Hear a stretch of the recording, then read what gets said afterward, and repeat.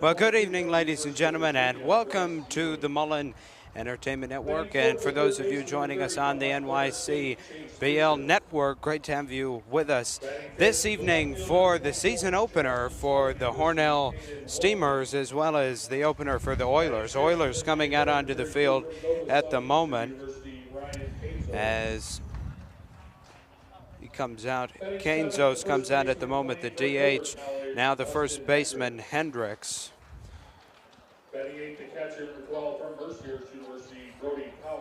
And next, the catcher, Brody Collins. And Thomas Bates, the second baseman. And rounding out the lineup is Eli Baskerville. Should be a good, fun matchup tonight. Perfect weather this evening. I don't know that we could have asked for much better conditions as the Steamers are about to take the field. Great day for a ball game, Micah. Yeah, well, how about one? We're coming to you live from Maple City Park in downtown Hornell, New York. Maple City Park, Dad, I know for you, this is one of your favorite fields to play on. That mound right there was your favorite mound to pitch on, is that correct? That's correct. This is a great field to play on. Actually, the other day we were here, I was Sunday afternoon, we were here for the Section 5 Class D sectional championship game. That was quite the game. Arkport versus Fillmore. How many innings were there? 11? I think it was 12. Okay, so 12 innings. There should have been 7 if it was a normal game, as the Steamers head out onto the field. I believe that the Steamers are accompanied by a Little League team today, as you see running out on the field. So Brem comes out to the field, and they have baseball buddies from the Little League team. And now the third baseman, Cooper McEnroy, that's number 28. He comes out of the huddle right now. It's very cool that they are meeting these Little League players there. I saw on Facebook today that the Steamers were actually, some of them, I don't know if all of them were, but at least some of them were at the Little League Park this morning. So very cool for the Little Leaguers to get to see all this history. First pitch is scheduled for 7 p.m., so it looks like we'll be a little bit behind schedule, but it should be a fun matchup tonight. And here comes the catcher, Colton Rose. Colton Groves, excuse me. Next, baseball buddy Jack. Excuse me. Sorry. His baseball buddy is Jack. Yes, he is. Out on the field is Dixon. He is starting in left field tonight. On the hill tonight for the Steamers is Pasacasey. And then for the Oilers, Baskerville will be on the mound. So that will be the pitching matchup tonight. As far as things went last year for these teams, let's talk a little bit about that. The Steamers were 30-9 last year, so they didn't even reach double digits in their losses. They had one tie on the season as well. And the Oilers were 18-20. As far as hitting goes, the Steamers beat out the Oilers when it comes to the amount of hits. Steamers had 375 total combined hits last year. The Oilers had 304. And when it comes to home runs, Steamers with 21 on the season last year. Oilers beat them by 10, though. They had 31. Now as we rise for the national anthem here. At this time, will you please rise if you are able? And gentlemen, remove your hats as we honor America with the playing of our national anthem.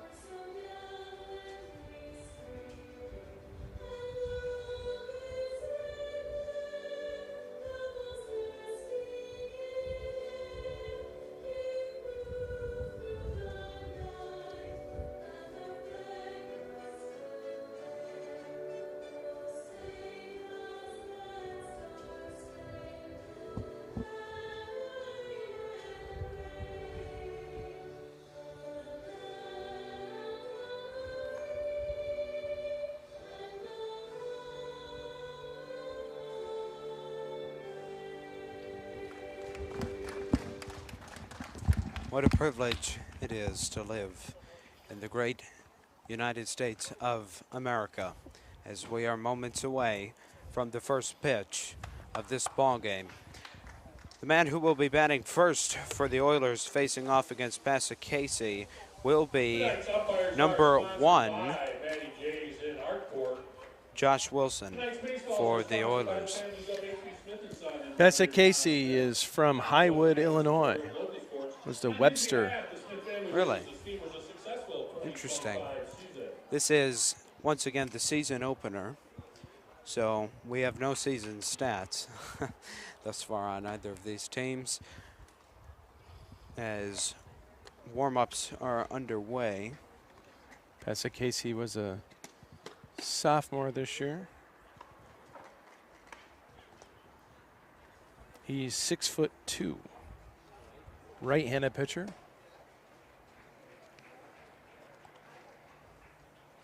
We'll see what his mix looks like here. Yeah, what do you think? What do you think your projection is for pitches from Passacasey tonight? Do you think we'll see? Obviously, we'll see a fastball, but what do you think he's got in Looks him? like he's throwing a slider here. Micah, do you want to read off the Olean lineup for us?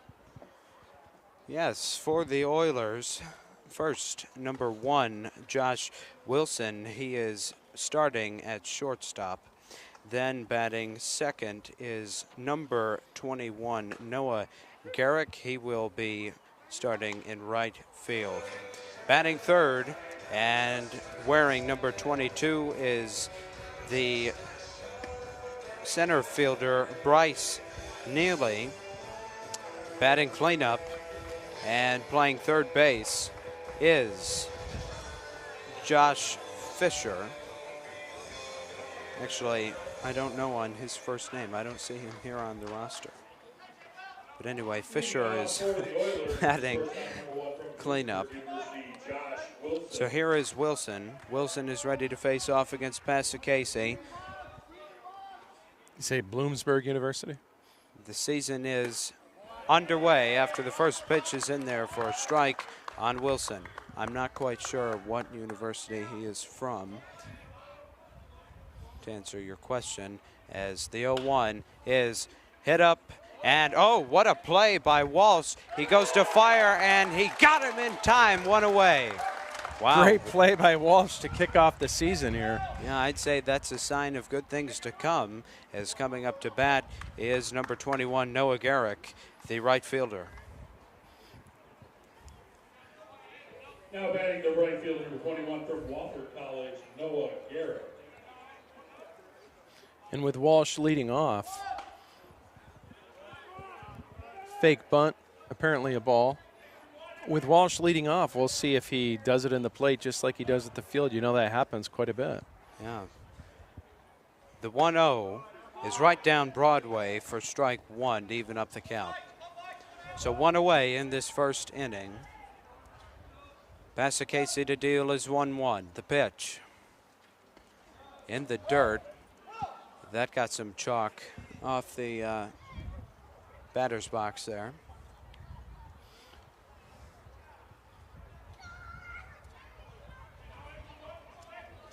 Two-one the count. 2-1, 1 away. The pitch. Swung on, hit in the air.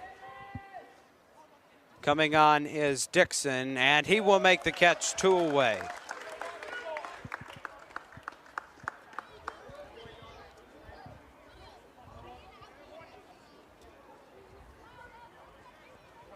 Now batting the center fielder, 22 from the University of Virginia. So a pretty good start for Passacasey here. He's been making his fielders do the work, which it's always good when your fielders will support you, as the first pitch to Neely is off cue.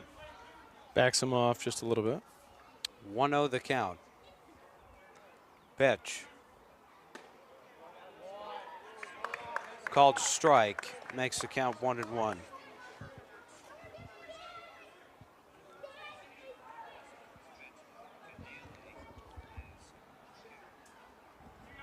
Here's the pitch. In the dirt. Makes the Bounces it. count 2-1. We've seen 2 of those pitches now where they've bounced right on the dirt there in front of the plate. As the pitch will be there for strike 2 to make the count 2-2. Fastball at the knees, backed him off a little bit, kind of surprised him there on that pitch. It was a dirty pitch. Came right back in.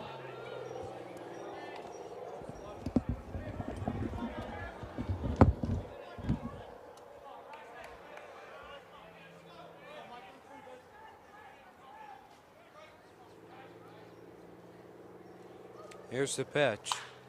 Swung on grounder. McEnroe will get the throw and the play made in time. Great grab by Hernandez. So the Oilers go down in order as 1-2-3 inning. Great way to start the season for Hornell as they get ready to come up to bat. Nobody left on base. After half inning play out the right.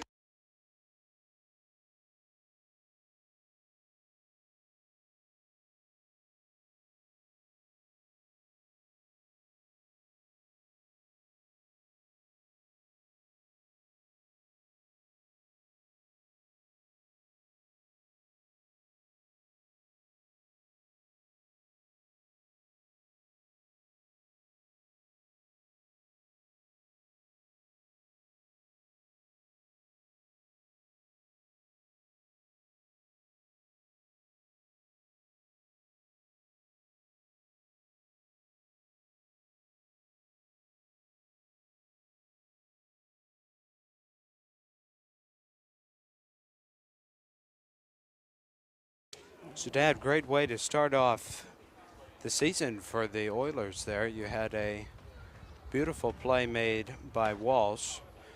Then you had a pop-up by Garrick, and then you end the inning with a ground out to McEnroe, who makes a great throw over to Hernandez to seal the inning. 3 up, 3 down for Pasicasi, and a great way to start off the season for him. Yeah, nobody's ever going to complain about a 1-2-3 inning. Dylan Walsh, who started us off with that great play, appeared in 39 games. This year he hit .244 with 5 doubles, a triple, and a homer, 14 RBI. He's from Arlington, Massachusetts. It's so interesting seeing where all these guys are from. I mean, we got guys from Illinois, Massachusetts, a guy from Hornell.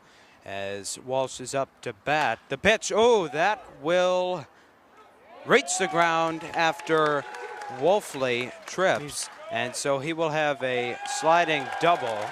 And he starts off his defensive season with an awesome play at second, starts off his batting for the year and ends up at second. He's just a second base guy. He does. He loves it. He loves it around second base, doesn't he? Yes, he does. Shortstop number 7 from Finger Lakes Community College, Marcus Brem. So here's Brem. A local guy from Wayland. Really? Played last year right out of high school. Boy, I don't know about you, but I'm really enjoying this game so far. A lot of action. As the first pitch will be fired to Brem, fouled away, 0-1 the count.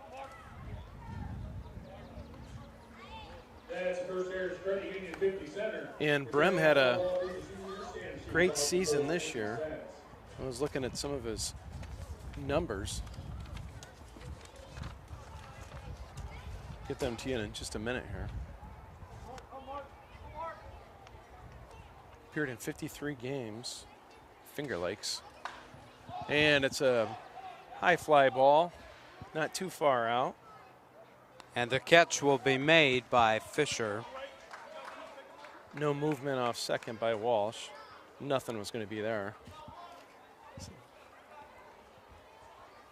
Now batting the third baseman, number 28 from Northwestern. So now up to bat is Cooper McEnroe From Northwestern State. He was redshirted this season. He's originally from Klein, Texas. First pitch to him in the dirt. 1-0. Nice block there by the Oiler catcher. Collins is the catcher for the Oilers.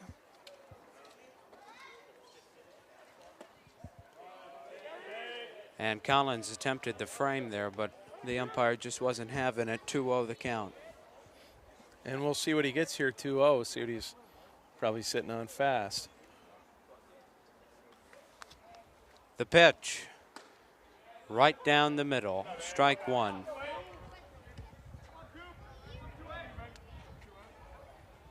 One out with a leadoff guy would be a situation where you could think about stealing third if he's a guy who likes to steal. We'll see.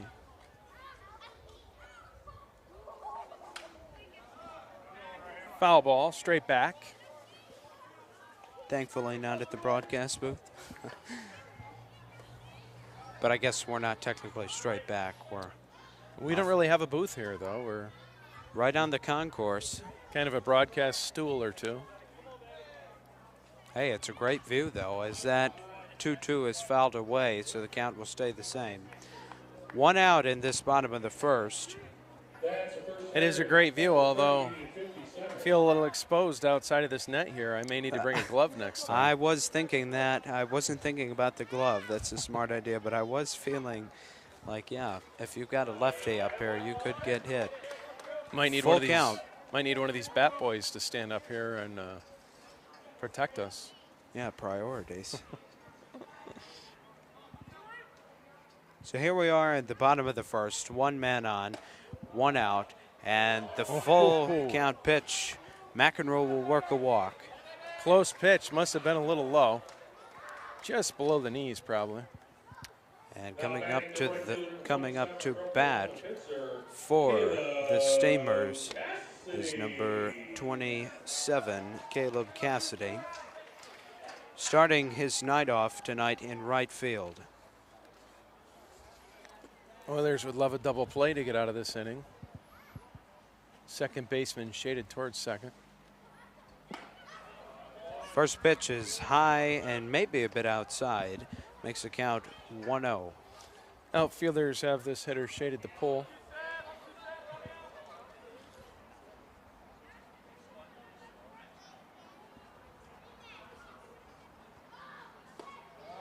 The 1-0 pitch is low and just a bit outside, potentially, to make it a 2-0 count. Caleb Cassidy is from Solvang, California. Really? Went to Pomona Pitzer. Never heard of that school. I can't say I Ground have ball to either. third. Going to get two, most likely. Steps on three, goes to first. And he's safe. I don't know about that one. Here's a replay. We'll see what we see. You see him fire the throw over, and I don't know. It was close.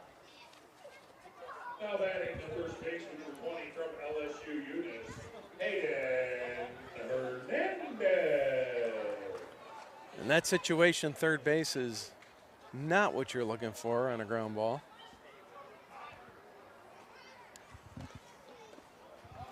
First pitch to Hernandez in the dirt, 1-0. Outfielders haven't moved much for this hitter. Left fielder plays pretty deep. 310 down the line and right, 305 and left, short porch, but it scales back quickly. Do you have those memorized from your playing days? I don't, but I knew it was 370 and change in right center, and I remember the 349 in center better than the lines. Oh, actually, there are signs out there. You see them in the outfield? Yeah, that's what I'm talking about. Straight shot hit to Baskerville, gets it to Hendricks for the out.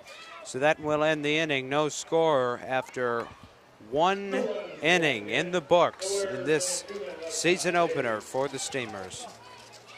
After one inning play at the NAC scoreboard, Steamers 0, Oilers 0.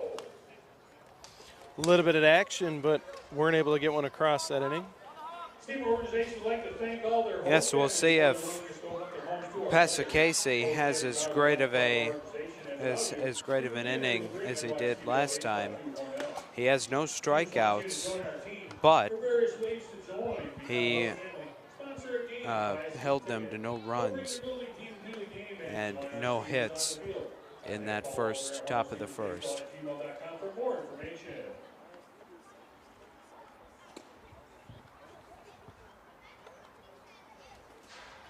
Beautiful night tonight. Don't know that we could have asked for much nicer conditions here in Hornell, New York. You can't ask for a much better night for baseball. You definitely don't want it too hot.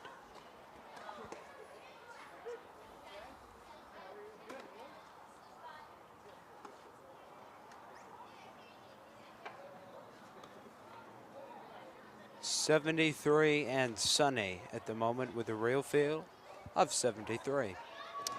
Around 9 p.m. we're looking at a 10-degree drop, so it'll be about 68. We'll see if we're still in action then. I would assume we will be, as it is 7:18 on the East Coast, and coming up to bat for the Oilers is number 30, Chase Fisher. Third baseman had a good inning, and he smokes one down the third base line. He's going to have a single, could go for two, won't go for two. So the first hit of the season for the Oilers.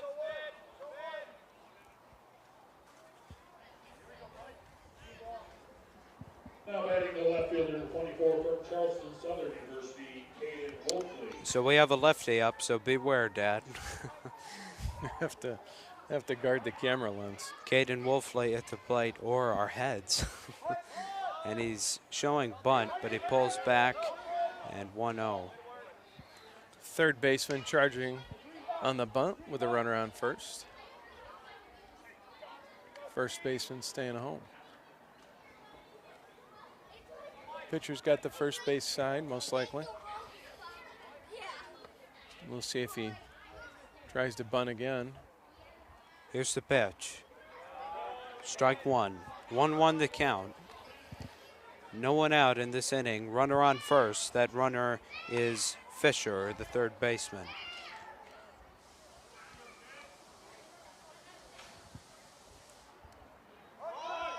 He shows bunt again. This time he actually does it as the ball goes foul.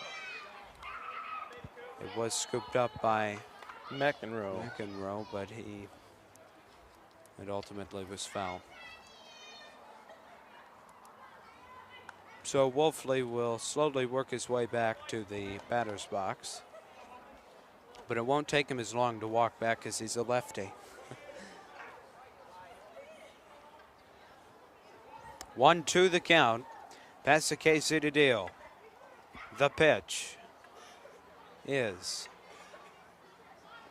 in the dirt, bounces, gets away from Groves, and as a result it will be a stolen base for Fisher. Grove kind of tried to backhand that one, and it got away from him. 2-2 the count as the ball rolls to the bench here, to the dugout. Groves, that is.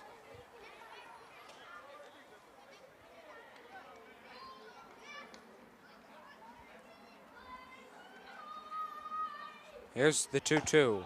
Upstairs, makes the count full. No outs yet. We got a full count. Wolfley at the plate, the left fielder for the Oilers. Full count, no outs, one man on second. Here's the pitch.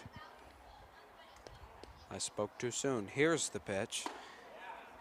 Upstairs, apparently, for ball 4. Wolfley will take first. Steamers have the double play back in order. It is true. See if they can get a ground ball to third base this time.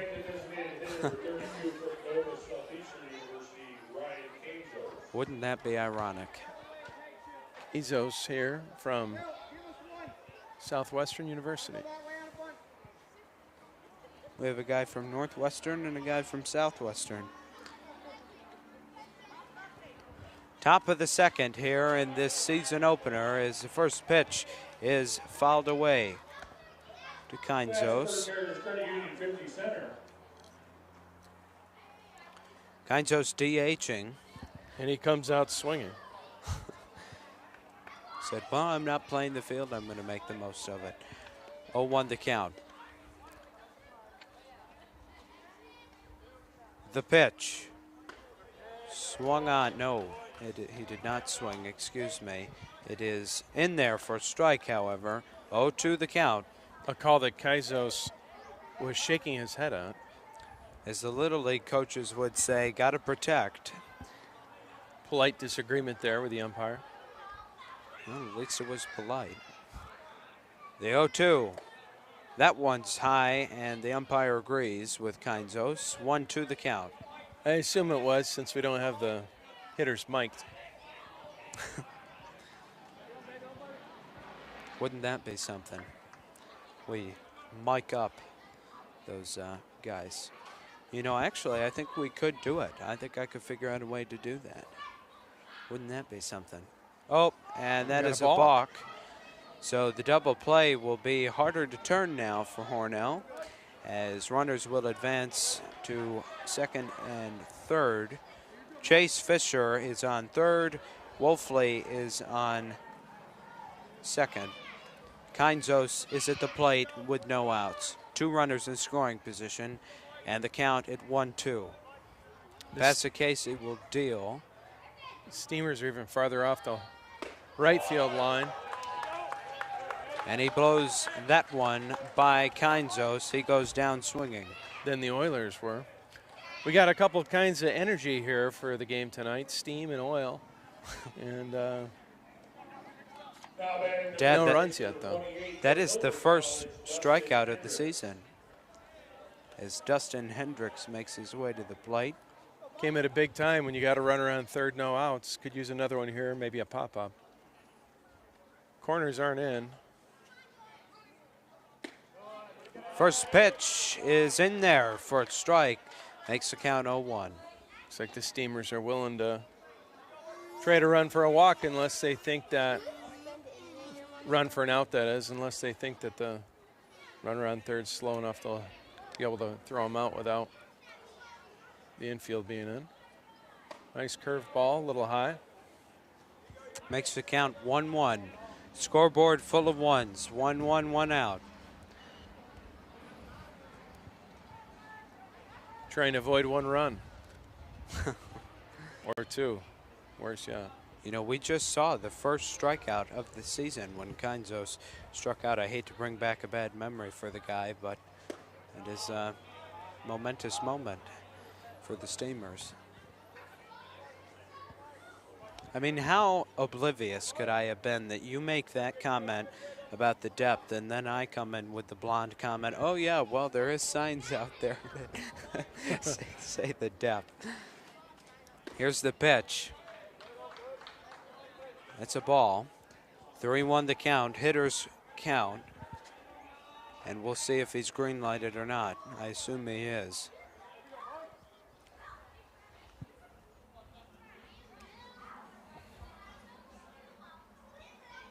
The pitch. In there for strike 2, and once again we have a full count. Could really use another strikeout here. Take away the sac fly. With a fielder's choice RBI. So the payoff pitch about to come our way. Here it is. Swung on, grounded to Walsh. That will score a run, so it will be an RBI ground out for Hendricks. Steamers take the out. And Wolfley will advance to third. And so we like to say you got to get one to win anyways, so they can hold them here. They can't get one. They don't deserve to win. It's definitely not the end of the world for the Steamers after that play. I agree with you. Up to bat is Collins. Brody Collins is the catcher tonight for the Oilers. Breaking ball to get strike 1. Mixed it up a little bit. Comes back with a fastball right down the line. Third baseman makes the play.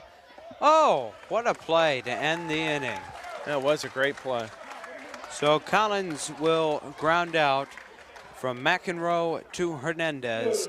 And just like that, this inning is over. But a run was scored, and the Oilers are still out on the field. I don't know why. Some sort of a disagreement. But now the Oilers defense will make its way out on the field as we begin this top of the third. So, Dad, only one hit in that inning, but we had one run as well. So 1 hit, 1 walk, and 1 run in the inning with 1 man left on base. Meet our steamer interns who've been selected for our Disney Bat contest.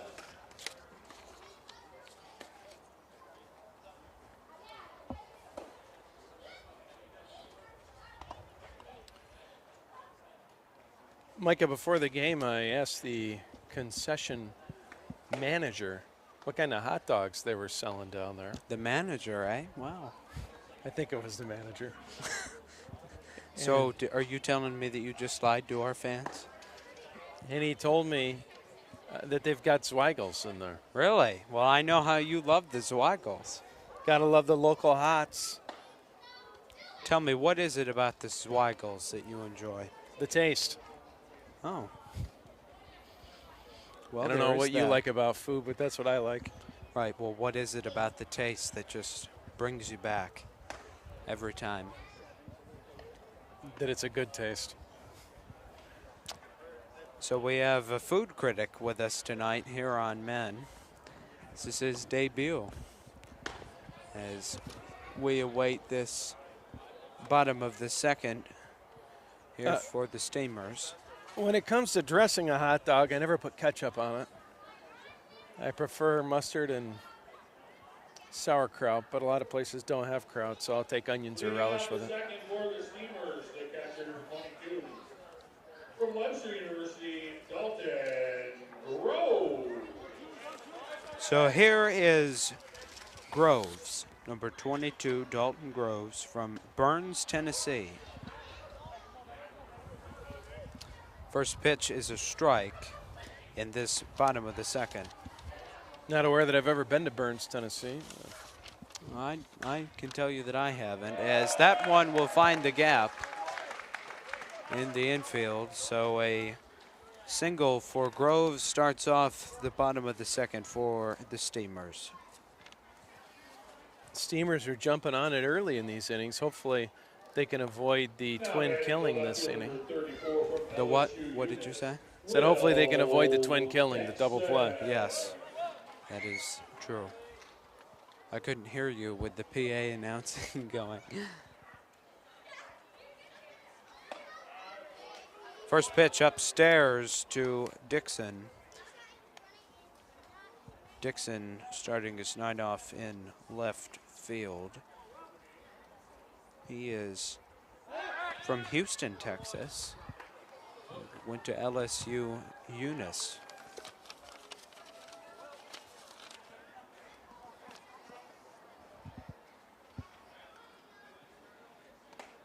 The 1-0 is another ball, make it 2-0. He was redshirted this year as a freshman.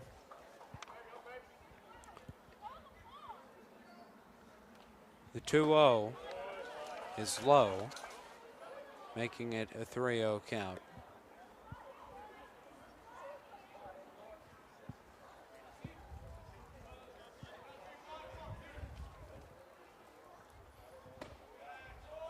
Walked him. So Dixon will reach first base on balls as number 15, Wilfred Santiago, comes up to the plate. Now batting the designated hitter number 15 from St. Peter's, Wilfred Santiago. From Avon, Massachusetts. Or Avon, I'm not sure which way it's pronounced. We have an Avon, New York. I don't know. Should it technically be Avon? I'm not sure. That's what I said. I don't know. First, no, I mean Avon, New York. Should Avon, New York technically be? No, it's Avon. Okay. 0-1. Speaking of that, I can recall, this makes me recall the song that a local radio station, Family Life in Bath, they did they had these morning show announcers, and they would make like these little parody songs, and one of them was about all the towns in our area because they came from different places. They were not local. We didn't say your name right. That's the name of it. And it was, it was the parody to the song We Didn't Start the Fire by Billy Joel. So they go through all sorts of different names, and it's a very entertaining song. As the count is 0-2 to Santiago, grounded to Fisher, steps on third, fires to first, and the play is in time. And what are the odds? We What get are it the again. odds that- And you know, I guess in the first inning they didn't get the double play, did they? They had to play at third base where they got the lead runner at third. But they didn't quite turn two. This time they actually turn it, and both times happens to go to third base with runners on first and second. Yeah. Steamers definitely haven't caught a break when it comes to the Twin Killers, as the first pitch is good for a strike. 0-1 the count. Matthew Cody at the plate went to Louisiana Christian from Hammond, LA. Hammond, Louisiana. 1-1 the count.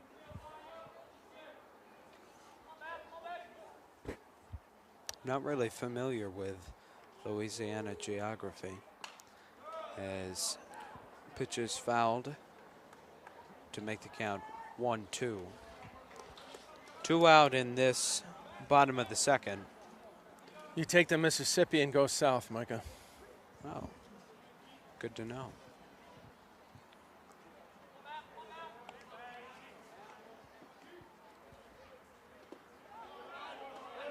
Had a friend from Shreveport, Louisiana. It was a railroad town.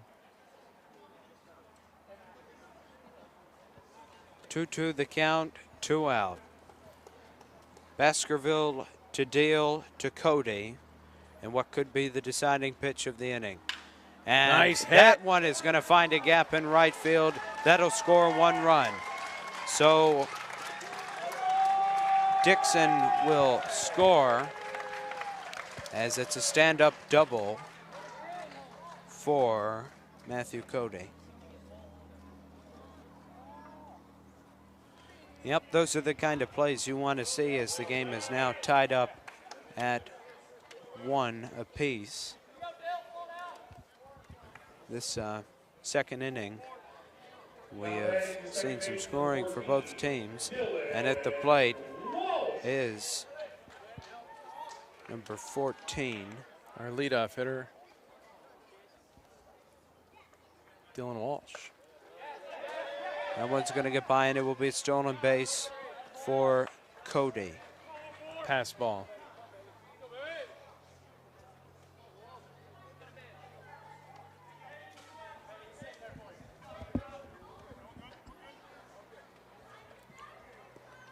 So Walsh has his work cut out for him. He could score. Cody right here with the hit. 1-0 the count. Pitch. Swung on and fouled.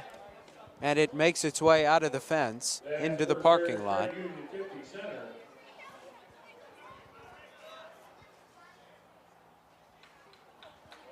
And someone's going to have to exit the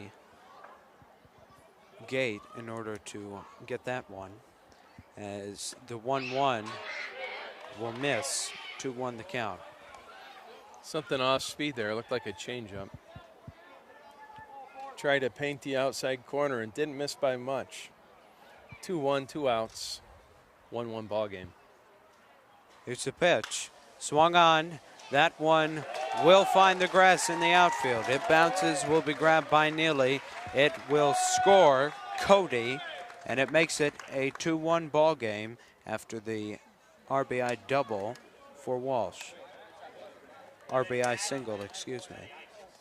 Now batting the shortstop, number 7, Marcus Brem. Walsh is off to a hot start to the season. They try and pick him off right off the bat, though. He's off to a hot start. They want to extinguish that right now by getting him out.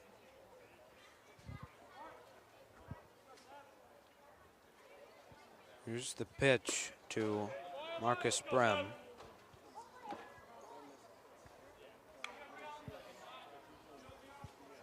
1-0 the count after the first pitch misses. We've had a bit of a 2-out rally here for the Steamers. Both runs coming with 2 outs on the scoreboard as that one is popped up. Oh, what a catch made by Neely, as that will end the inning. Steamers take the lead. 2 runs, 4 hits on the game so far. Both runs coming in the second. Steamers get 2 runs on 3 hits. No errors and 1 man left on base. After 2 innings of play at the Ryan AC scoreboard, Steamers 2, Oilers 1. Fans, it's now time for our visit back contest. So we head to the top of the third. Due up for the Oilers is Bates, Get set. Go! 1. Wilson, and Garrick. So we will see the number 9 hitter and then the top of the order here in this top of the third. 5. We've got a busy bat competition going on here. 6. Wow. 7. 8. Number 3 is going to win this contest by a lot. Say. Oh, Whoa. Down goes 13. It's over. He can't stay on his feet. So that'll seal the deal. Fans, don't forget about our dining. Think we can get a replay? Ooh. Hamburgers, nachos, popcorn, drinks, candy, ice cream, and much more. Well, that was fun. I think they need a couple of adults down there, other than me. Well, yeah, you've got a job to do. Fortunately.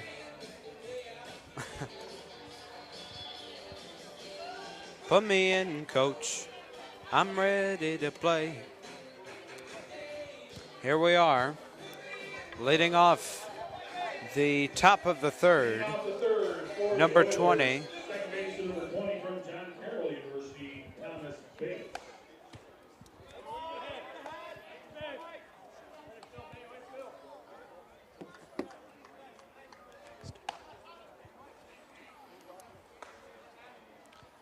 So here is Bates, first pitch. Ooh, that was a good one from Pasicasi. 0-1 the count.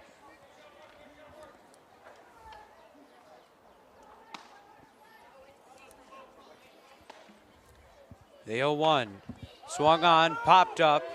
We'll see if they have a play. They do not. Oh, yes, they do.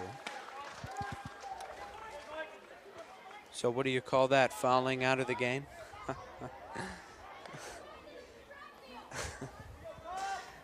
It's a cheesy joke, I know. Now batting the shortstop, number 1, Josh Wilson. I just couldn't contain myself. Is this a leadoff hitter, Micah? Yes, it is. Josh Wilson at the plate. He is the shortstop on the night. First pitch to him is a ball, 1-0. Top of the third. It's 2-1 Steamers. Wilson will take a hack at the 1-0, makes it an even count. 1-1, 1 out. Pasicasi deals. Swung on, hit in the air in fair territory. And Brem calls for it, but Cody will come on and make the catch.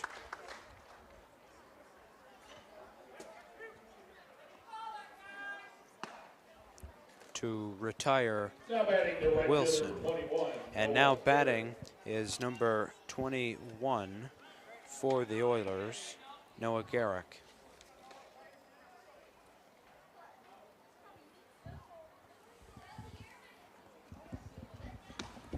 And so we have an injury, it appears.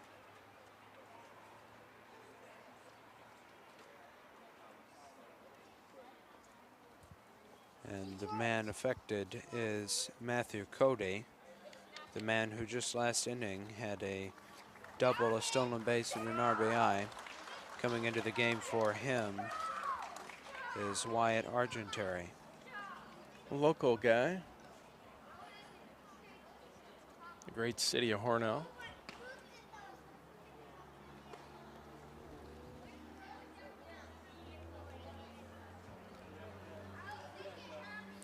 Wyatt Argentary's second year on the Steamers. He's a junior at Genesee Community College.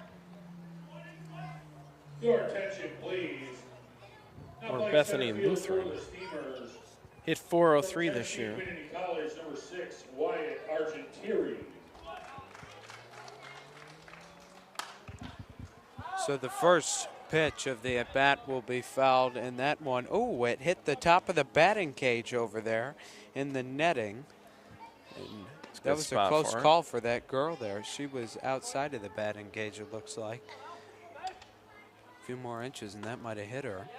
As the second pitch of the at-bat is in there for a strike. 0-2 the count. Batter disagrees with the call, but it's not his call. Definitely not.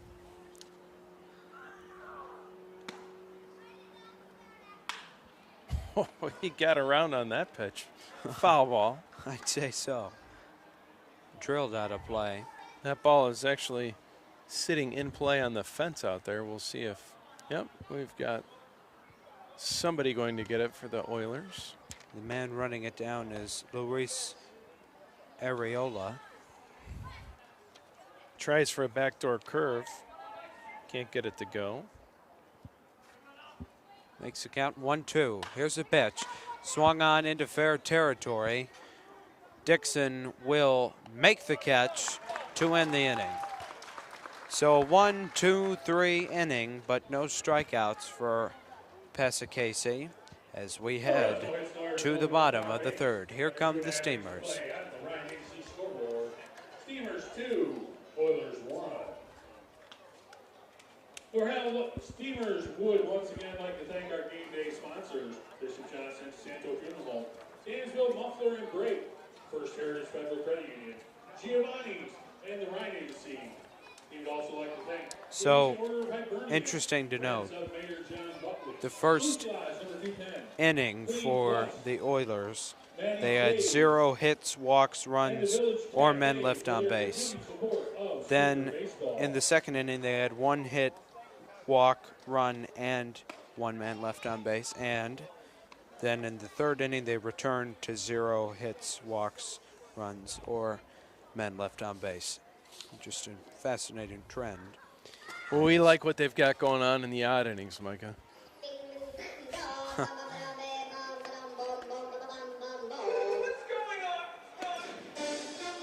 It's quite the song there, quite the beginning to that one. 2-1 the score as we head to the bottom of the third.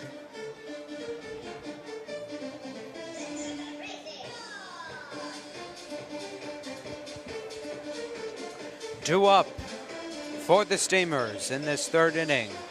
Number 28, Cooper McEnroe, as well as number 27, Caleb Cassidy. Cassidy playing right field. And also due up is number 20, Hayden Hernandez. Hernandez, the first baseman. Cooper McEnroe. So here's McEnroe. First pitch to him in the inning. Swung on and fouled. 0-1 the count. What did he do in his first at bat, Micah? In his first at bat, he worked a walk and ended up on second base. So technically no official at bats. This is maybe his first official at bat of the game as the count only is had a plate 0-2. appearance. That's true.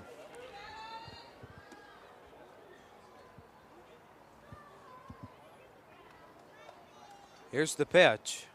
Swung on, and it will not be able to be played by Wilson. You know, we'll see if they give him an error on that. Probably will. But it was hot. It was a hot hit. Yeah, yes it was. And they do give an error. Now batting the right fielder, 27, Caleb Cassidy. Was tough to handle, but at this level, you got to handle it. We'll see if they can stay out of the double play this inning or something close to it. As Cassidy, the right fielder, is at the plate. Like to keep their lead runner alive this inning. Count is 0-1. And Baskerville will deal. Cassidy again from Salvang, California. 0-2. 6'4", 220. He's a sophomore. And they will check on McEnroe, excuse me.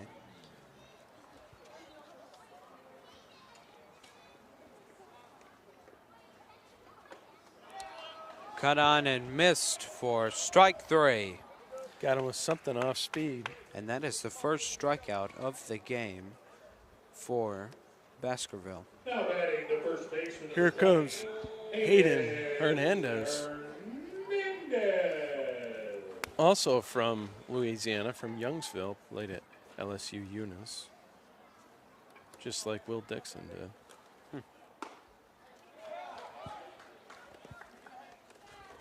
First pitch strike.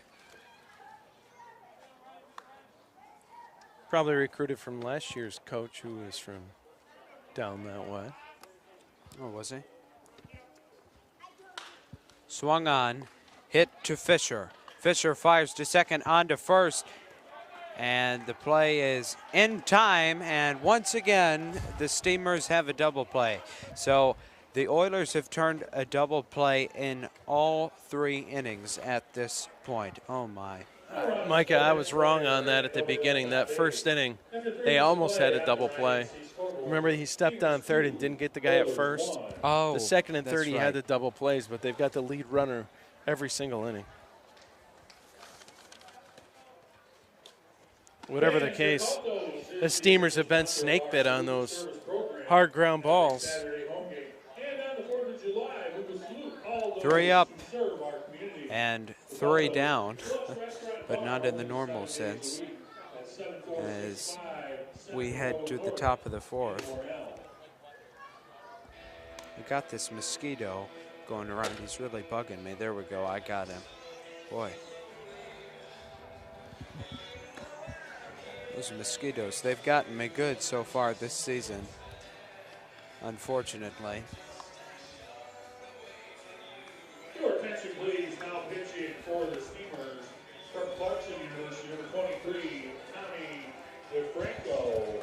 I read that the Walt Disney method for avoiding mosquitoes at his parks was to create the movement of air. Really? So folks, if you're outside, if you're down at Disney World or some other theme park and notice fans in different places, they help to cool you off, but they also help to keep the mosquitoes off. So if you're out on your patio, want to be out there at night or during the day in an area with mosquitoes, get an overhead fan. Yeah, well, that's interesting. It definitely serves a dual purpose in Florida, particularly how you have the horribly hot weather, and then in addition, you have mosquitoes. So a double negative, but ultimately, which doesn't make a positive.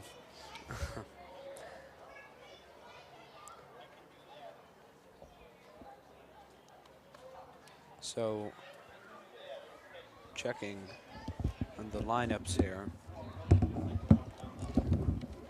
Coach Johnson is meeting with our home plate referee.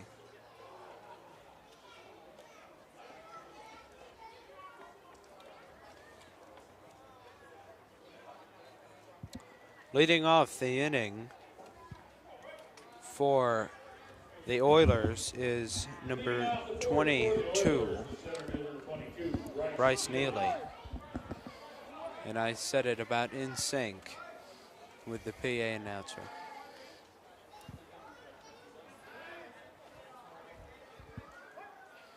Here comes the first pitch momentarily. Wind up pitch right down the middle, 0-1.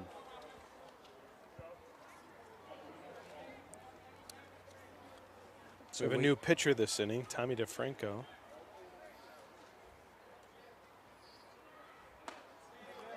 Leaves the slider high. DeFranco went to Clarkson. He's originally from Geneseo, New York. He's a senior.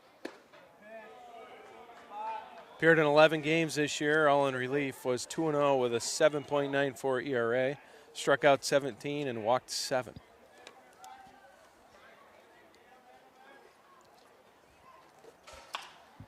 Popped him up.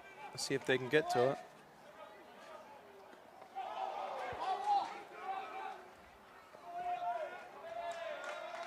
And it's dropped. Tough play. And they will give him an error. So Neely reaches second on an error. E3, Hayden Hernandez can't quite come down with it. Wasn't an easy play by any means. Neither one of the errors have been, but that's baseball. Chase Fisher at the plate. First time up, he had a single, a stolen base, and scored a run in the second inning. 1-0 the count to him. Been leaving that slider high. As he deals. Gets on top of it there. A little low.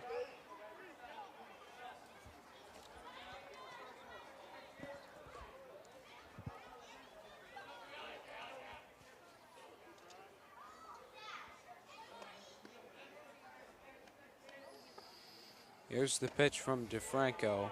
In there for a strike. Makes it 2-1. Fastball at the knees.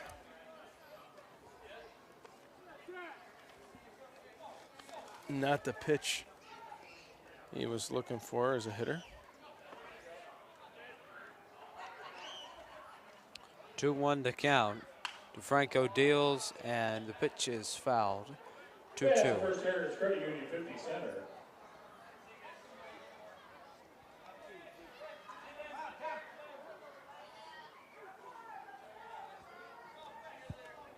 So with the 2-2 count, and Fisher at the plate, DeFranco will come set, and he will deal. And the pitch is, I don't know where that one missed. The ump twitched, but he didn't. He didn't finish punch. It. Twitched, but didn't punch. So here comes the payoff pitch from DeFranco. Swung on and fielded by McEnroe, and the play will be made. So it's a ground out by Fisher. But Neely will advance to third off of that as Wolfley comes up to the plate.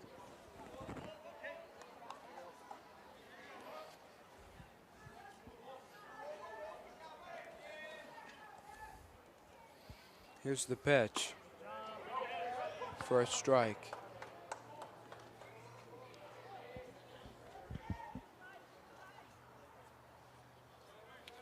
Oh, 1 the count. DeFranco gets ahead this time. That one will be grounded foul. No attempt by the first base coach. I almost thought he could have made that play. Didn't even move. Hey, he was in the zone. 0-2, 1 out. He wasn't in the first base box. Miss low. But DeFranco doesn't like the call. Kind of waves his arms a little bit. Makes the count 1-2. With 1 out, pitch. Swung on and fouled straight back. Keeps the count the same. DeFranco had a strikeout an inning in college this year. Could use one here. Get the 2 outs, and then hopefully strand this runner on third. Here's the pitch. Swung on, and that will be fielded, but it will not reach Hernandez in time, and it will score Neely. Might be an error on that one. We'll see how they score it. He's bobbled it short.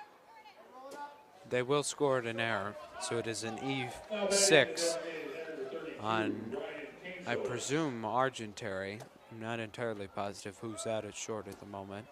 As DeFranco deals, swung on. Oh, that one was hit well, and that ball is going to be caught by Cody.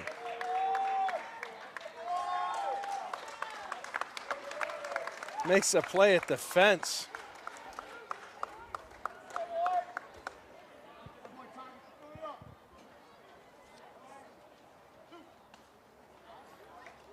It helped that he was. Now batting the first baseman, number 28, Dustin Hendricks. Helped that he was a lefty because he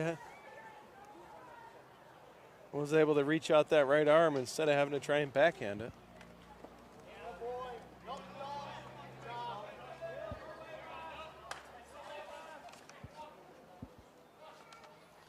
Marcus Brem is playing short, Micah. We can talk about the Yes. the error earlier in the inning. So the run is unearned. It was scored from 2 errors. DeFranco not pitching bad. As runner goes, but it's fouled away, so he will run in vain. He'll have to head back to first. And that's a run that you don't want to have to make. But it's better than running to the dugout, so.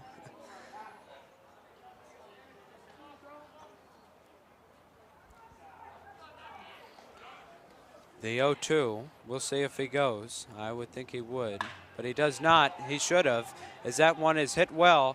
Will Cody make another great play? He will catch it, as that will retire Hendricks. So great inning. I actually think that it is not Hendricks. Or it is not Cody that made that play, excuse me. It was Wyatt Argentary that made both of those grabs out in center field there. Remember, he came in for Cody after Cody got injured in the last inning. So the 4th inning, it was interesting. We had an E3, and then the run scored, and then we had an E6, and because of that, I believe the run scored.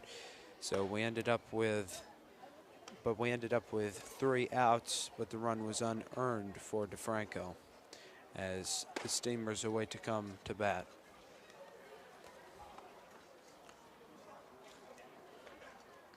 No hits, no walks, but yet a run, and 1 man left on base for the Oilers.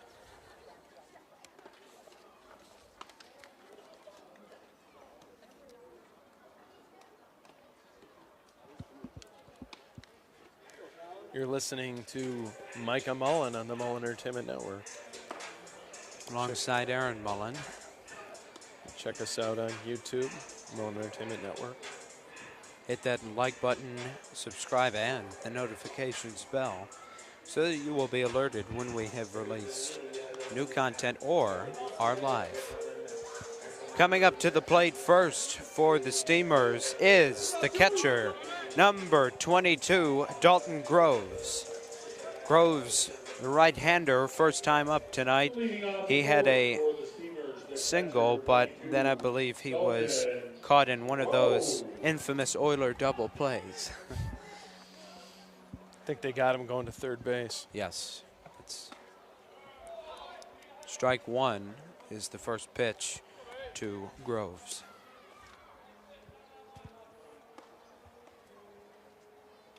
We're in the bottom of the 4th here at Maple City Park, as that one is hit into left field. Will be fielded by Wolfley, and he will eventually get the throw in. as it's a stand-up double for the Steamers catcher. I think he might need a new pair of spikes in left field, Micah. That's the second time he's fallen down out there. Oh my.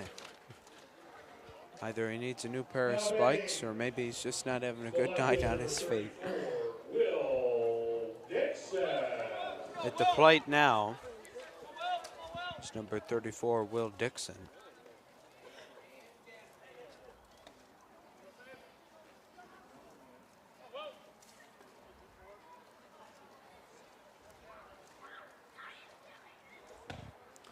First pitch in there for a strike, 0-1.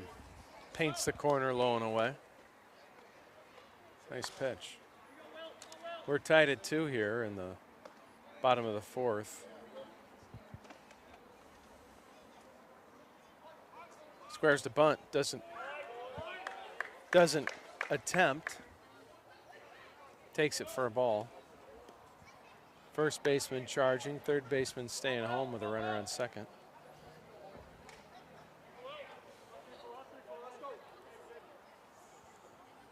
Dixon will show bunt, he will attempt, and it will be strike 2. And there was a little bit of a charge from the third baseman that time, interestingly. Don't know if Short was going to wheel to cover third or what. Maybe they just let him get in there. It's a pitch from Baskerville. Swung on and fouled into the netting here at the grandstand. Keeps the count 1-2.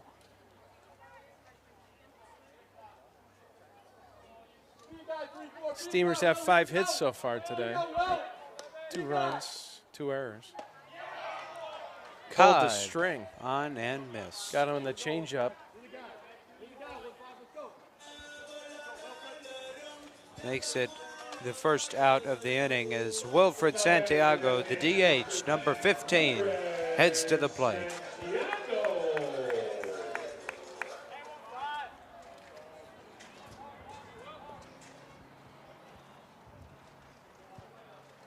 Again, he's originally from Avon, Massachusetts. Went to St. Peter's. Was 2 for 7 with a double and an RBI. Scored a couple of runs.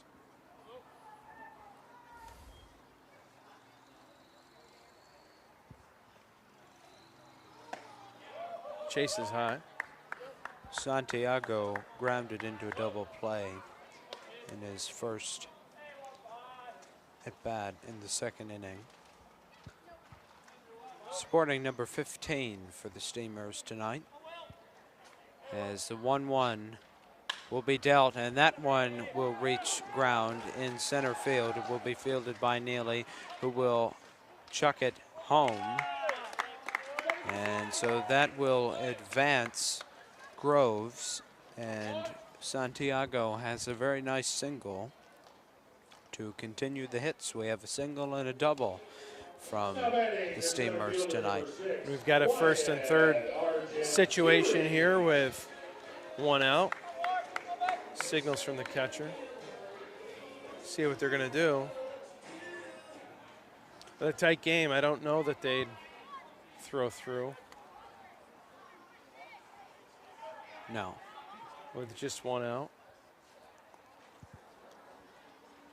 See if they send him. Hornell doesn't send him. 0-1 the count. See Micah Marvin in the crowd tonight. He was the pitcher that pitched, what did he pitch, 9 innings or of that Arkport sectional final game? Yeah, he pitched 9 innings. It's definitely a tough day on his arm. 0-2, he was the Class D Section 5 Player of the Year. Incredible baseball player. Pitched a good game. Oh! And he is off the end of the bat? Yeah, must be. I thought it hit his elbow. Let's be real honest. If it would have hit his elbow, he would have winced or something. Agreed. Yeah, it looks like a foul ball. Just went off the bat. So they will check on Santiago.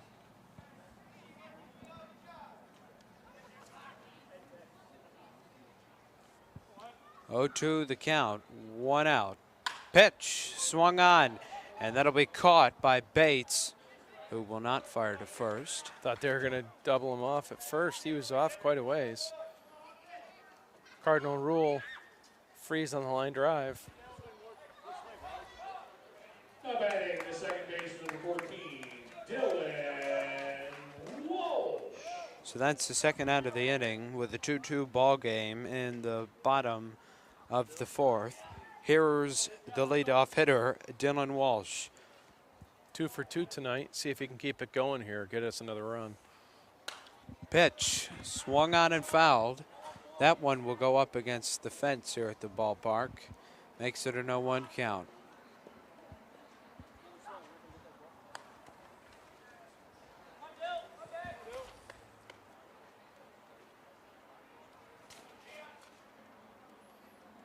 Pitch swung on, and it will hit the ground, but it will be fielded by Bates, who will step on second.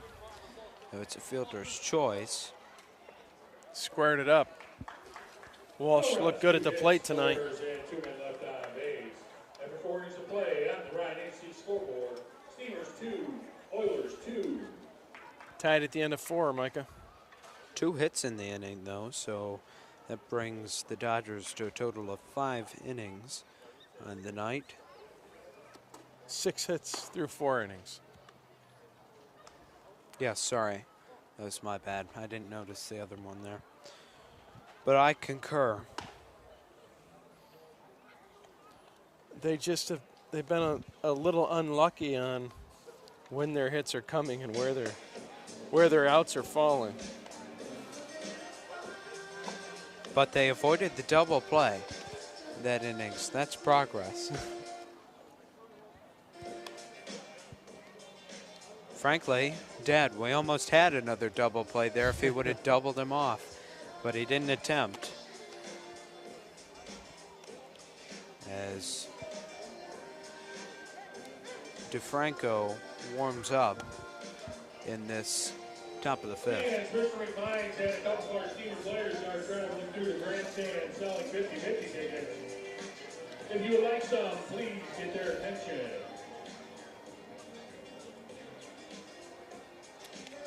Two the score here in Hornell. The sun is dying down with its power as we head to the top of the fifth.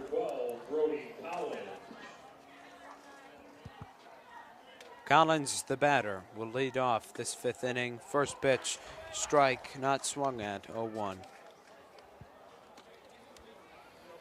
Tommy DeFranco starts off with a breaking ball. See what he does here. Now, doubled it up, another breaking ball. In the dirt, 1-1.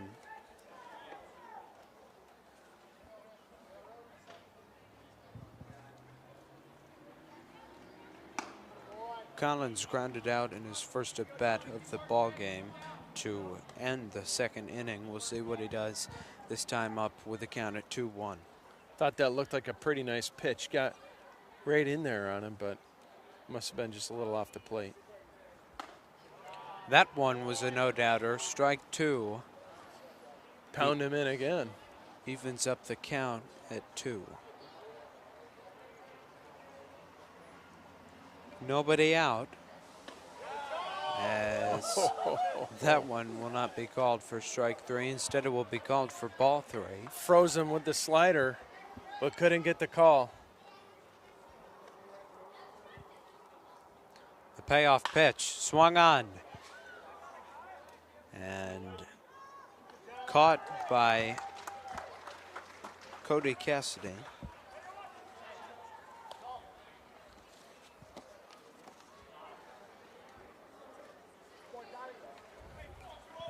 Excuse me, Caleb Cassidy, as Bates comes to the plate.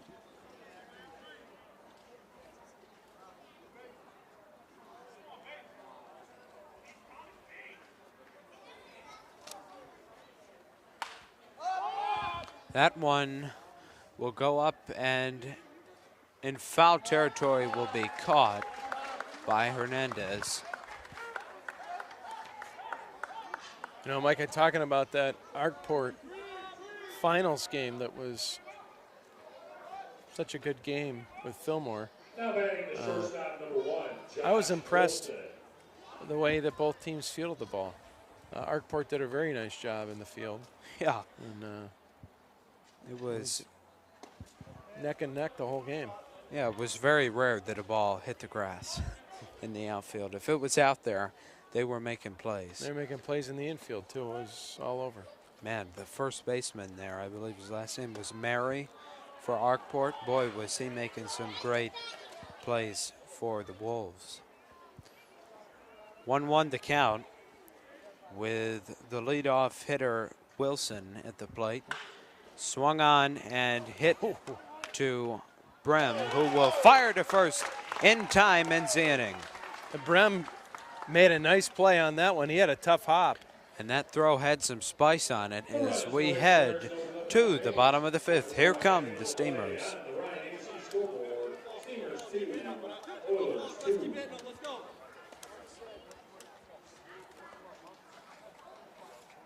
And guess who's coming up first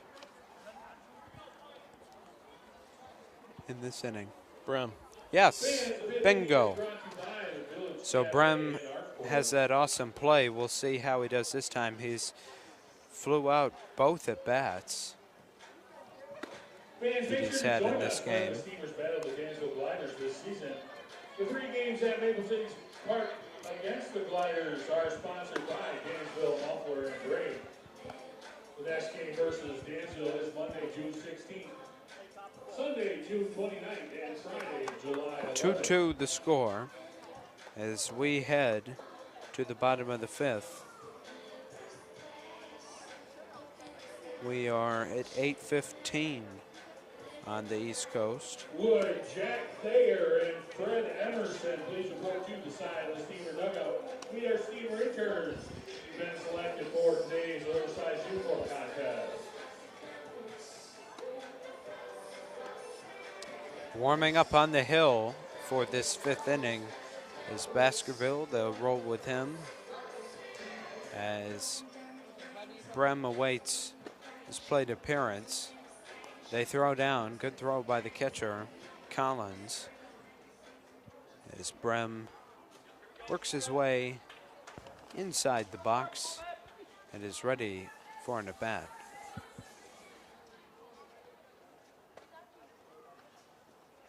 Leading off the 5th for the Steamers, shortstop number 7. Baskerville is ready, and so is Brem. Let's begin this bottom of the 5th. First pitch, cut on and fouled right back behind home plate, 0-1.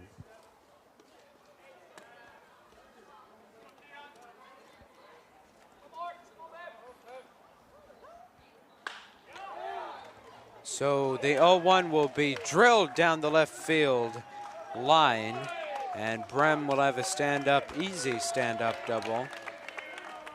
Great way to start off the 5th inning if you're the Steamers. We'll see if they can convert this inning. They have not scored since the 2nd inning. That's the only inning that they scored in. It's their 7th hit of the night. Up to bat, Cooper McEnroe.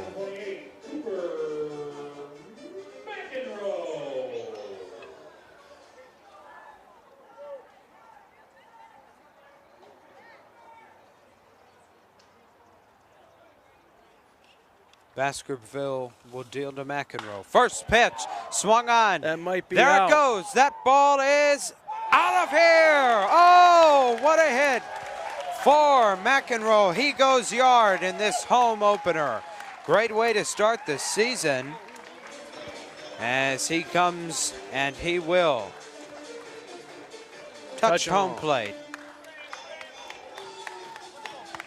With that home run, he scores Marcus Brem. So, boy, just what a shot for Cooper McEnroe. First home run of the season for the Steamers. That was a no-doubter.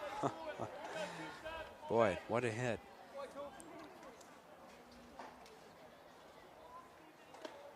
hit it over 350 feet. That White House might want to be checking on their insurance from. Look at the ladies in the driveway right now. First pitch. Second pitch is a strike, 1-1. I wonder if she knows. Does she know that there should be a ball? Like right there? Looks like she doesn't. I think she knows that it was one of those First Heritage 50 centers. Or was that just the foul balls? Yes, I'm going to assume. But I guess I don't know. 2-1, the count, 3-1. Now the count. Oh, it looks like that person was watching from the outfield because she just sat back down in her seat. So must have been watching from the outfield, not the owner of that house. No price for admission from behind the fence, Micah. Yeah, that's true. Full count pitch. Oh, he'll punch him out, and he thought he had a walk, but he was wrong. He thought wrong. Caleb Cassidy retired looking, and that's the first out of the inning. And that's a pitch that we've seen not be called so much tonight, so. Yes, my, how the tides have turned. As Hernandez, first baseman, steps up to the plate, and he will fire one that will be caught by the right fielder, number 21, Noah Garrick. Now batting the catcher, number 22, Dalton Rowe.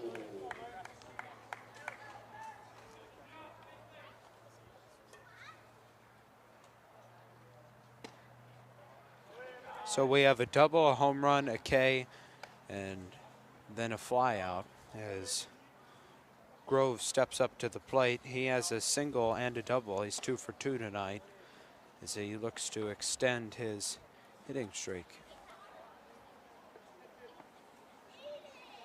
Having a pretty good hitting season so far, I'd say. 2 for 2 with a single and a double. As that one is fouled away, makes it 1-1 count, I believe. No, 2-1.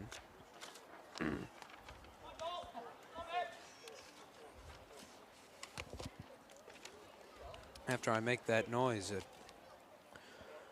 reminds me of how I need a cough button, and it makes me think of the story of Bob Uecker as Groves grounds out. And the story is that Uecker would take full advantage of his cough button. There's a story, Bob Costas talks about it, where he'd be in the booth, or there'd be people in the booth, and Uecker would be commenting on the game. Then he'd hit the cough button and say something to people that were in the booth about the guy. So like he'd say, Something derogatory. Yeah, something derogatory. So-and-so comes up to the plate, and then he pushes the mute button and says all sorts of things, and then lets it up. So that one's just a bit outside. Bob Uecker, he passed away just before, wasn't it just before baseball season got underway this year? I don't remember if it was just before or if it was this winter. It might have been this winter. Whatever the case, it was somewhat recent. As Franco stays on the hill.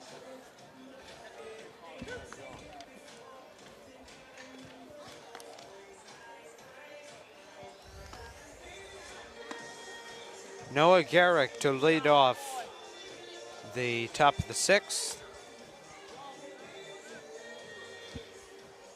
Well, Dad, I've enjoyed this ball game tonight. I don't know about you. It's been a fun one. That's been a good at game. The top of the 6th. It's been nice to see the Steamers piling on the hits. It's 4-2 here at the end of 5. Start the Act 2 of the game right now. Right fielder number 21, Noah Garrett. First pitch is in there for a strike, 0-1. DeFranco comes set, and he deals. The 0-1 outside, 1-1.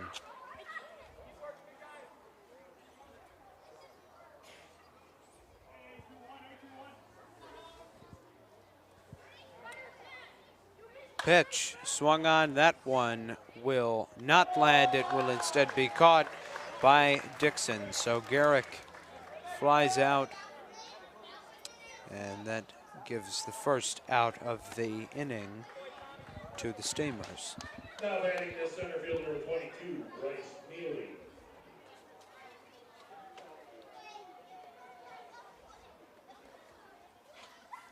One out, and the new batter is number 22, Bryce Neely.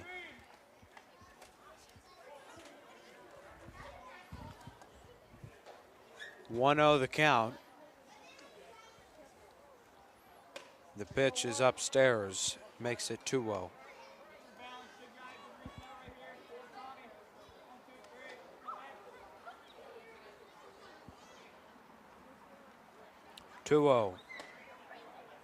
Backs him off.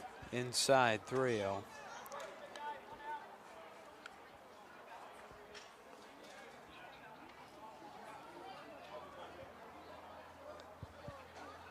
Here's the pitch. Strike one, 3-0. He gets it inside the strike zone. I like how fast Tommy DeFranco works. He doesn't mess around. He just keeps coming at guys. 3-1 is fouled away, and he works his way to a full count. So with one out, payoff pitch upcoming. Union 50 center.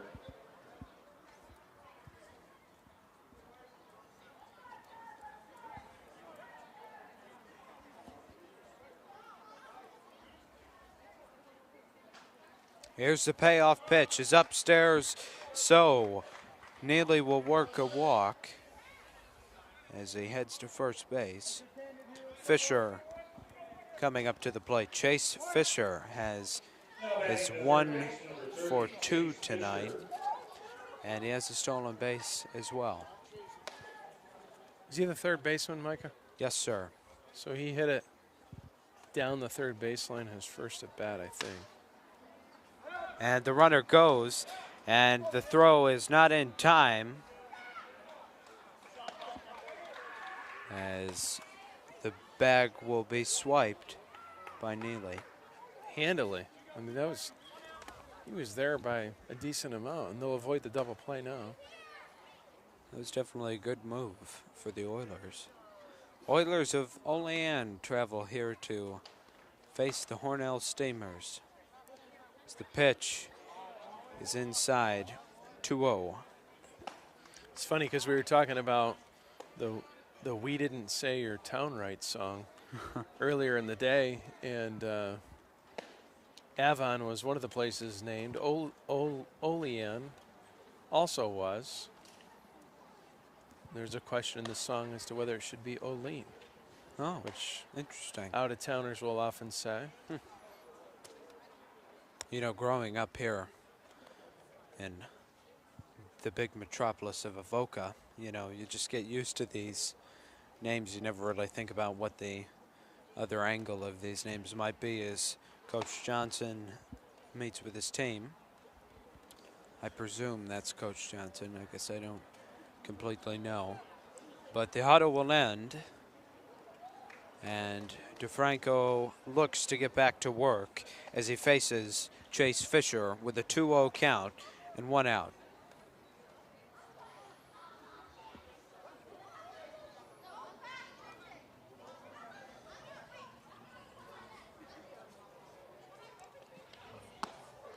Here's the pitch.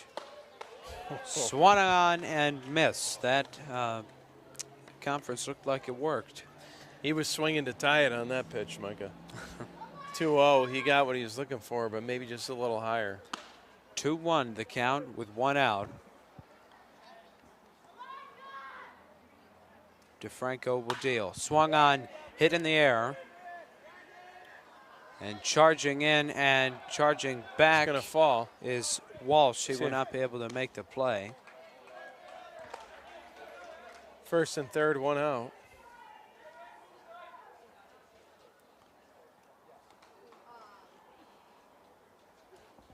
So Fisher gets a single as Neely advances to third. I think in this situation, I throw through Now and batting the left fielder, number 24, take the out. Aiden Wolfley. Yeah, that's true. Get the tie-in run off base. Well, we'll see what the Steamers are thinking as the first pitch of the at-bat is a ball, 1-0. The Oilers may not run. I don't think they've got a tremendous amount of speed on first base. No. The 1-0 in there for a strike evens it up at 1. Blown away. Good ball for a double play. Ooh. If they do steal, to open up that gap between first and second. 1-2 the count, 1 away as DeFranco looks to deal. Pitch grounded to McEnroe, who gets the force out. So it's a fielder's choice, and Wolfley will reach.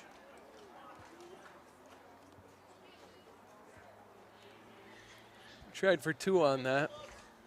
Tough transfer for Walsh. And an aggressive slide. And Neely, most importantly, Neely scores. So it makes it a 4-3 game. It is. 1-0 is the count with 2 away as Kinzos, the DH, is at the plate for the Oilers. And with Wolfley on first, he goes, and they will not attempt a throw. And the count will be 2-0. No, sorry, 1-1. Excuse me. Entertainment Network?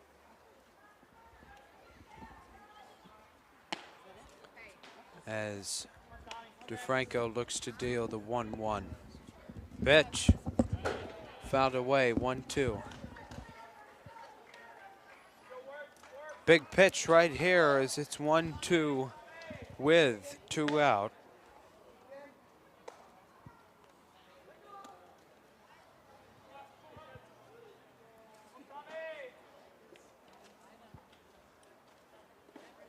In the dirt.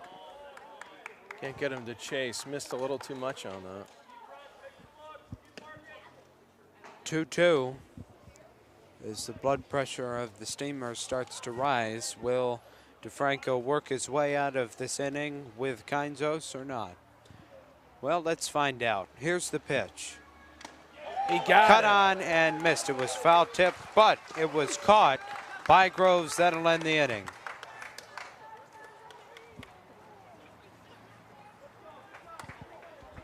The Oilers get 1 run and 1 hit.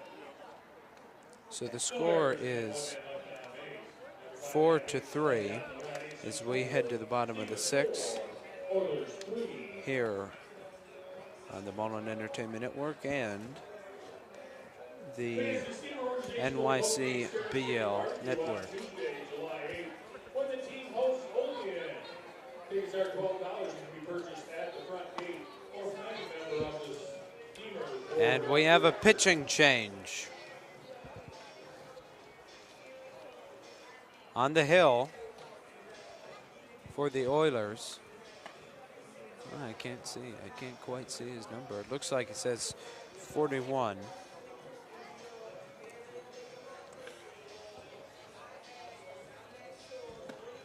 Yeah, it's number 41. It's not on this roster for this year that I have. Now pitching for the Oilers from Conflict State University, number 41, Brendan Roche. So Brandon Roche.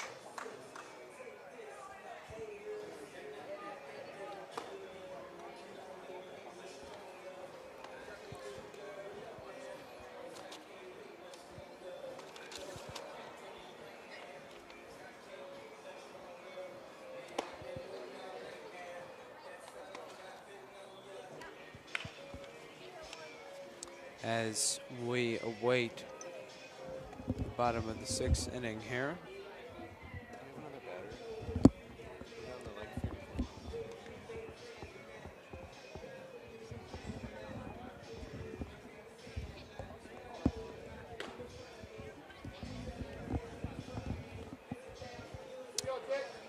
So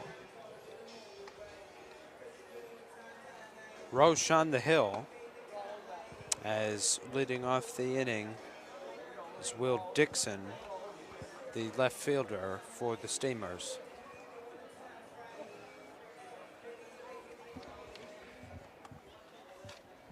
Leading off the 6th, for the Steamers, the left fielder number 34, Will Dixon.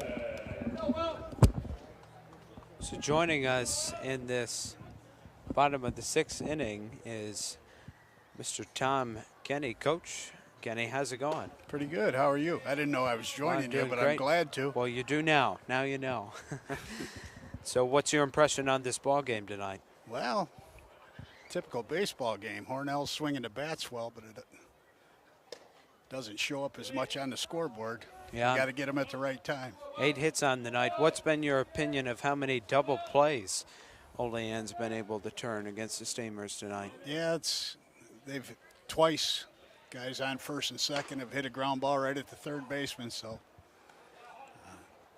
makes it tough. Yeah, as Dixon, the count on him is now 2-1.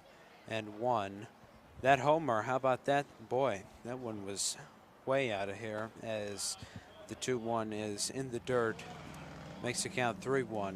Yeah, that's a big part of the ballpark. You can get a few cheap ones here right down the line or straightaway center, but that wasn't cheap. No, that was about as deep as it could get. As Dixon works a walk. So what do you think that Hornell's got to do to get some more runs on the board? Well, it's getting late in the game. You might see a little more little ball the last few innings. They let them swing away pretty much early, but 1-1 ball game, we get into the 7th and 8th inning. You've got to try to create some stuff. Yeah. But they're trying to learn their roster, you know. Yeah. You've had 3 or 4 practices. And as that one is into right field, and it goes off the wall, and it will be a stand-up double for Santiago as Dixon advances to third. Boy, you come on the air here and we have a walk and then we have a double. there we go. Must be good luck. We'll see what Olean does here. See if they're going to play their infield in with no outs, or if they're going to maybe concede 1 run and keep at least the middle back. It looks like they're all in.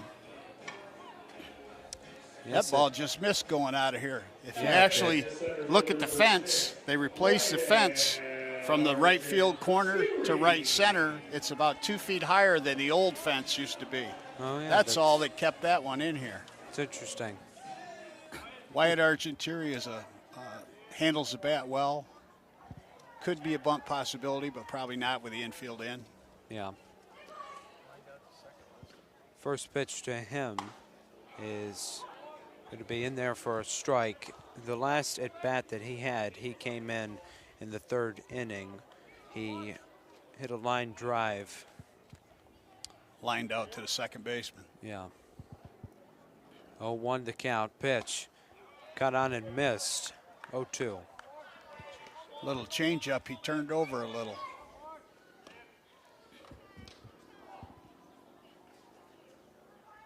So with the count at 0-2, Roche will deal.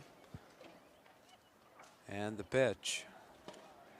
Cut on and miss. So 3 strikes in a row. Retires Argenteri, goes down swinging for the first out of the inning.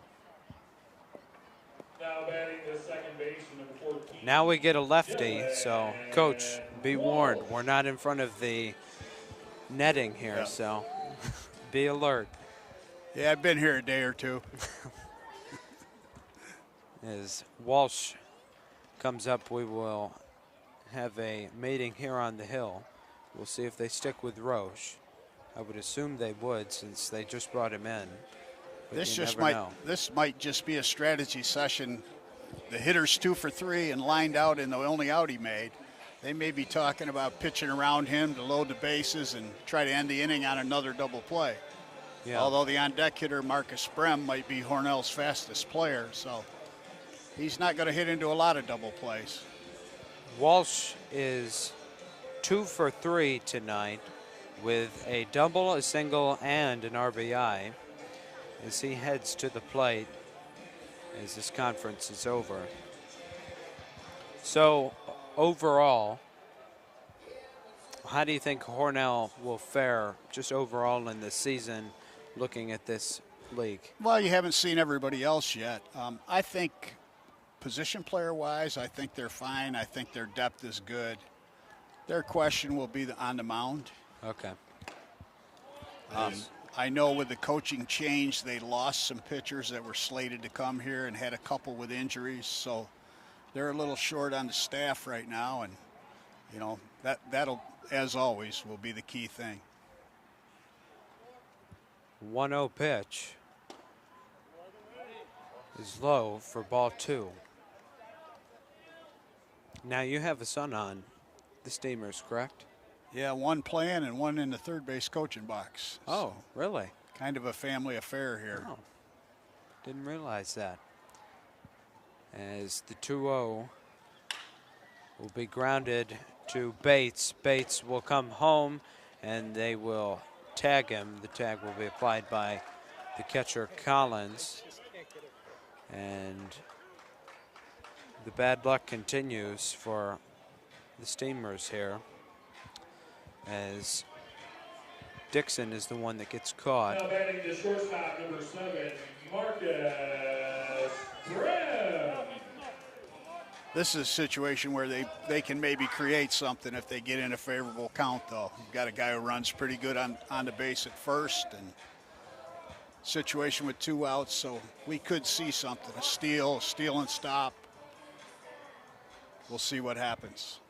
Brem 1 for 3 tonight with a double, a run, and he flew out twice. He scored off the home run by McEnroe. Here's the first pitch of the at-bat to him. In there for a strike, 0-1 the count. 2 away in this inning. Hornell looking for a 2-out rally, as the 0-1 comes from Roche. Pitch. Strike 2. Brem's got a battle now. Can't let him in there. The 0-2 with 2 out, runner on first and a runner on third. Here's the pitch. That one's bounces. Not much leg kick. Not much leg kick from this pitcher. A little bit hard to run on. He slide steps practically every time.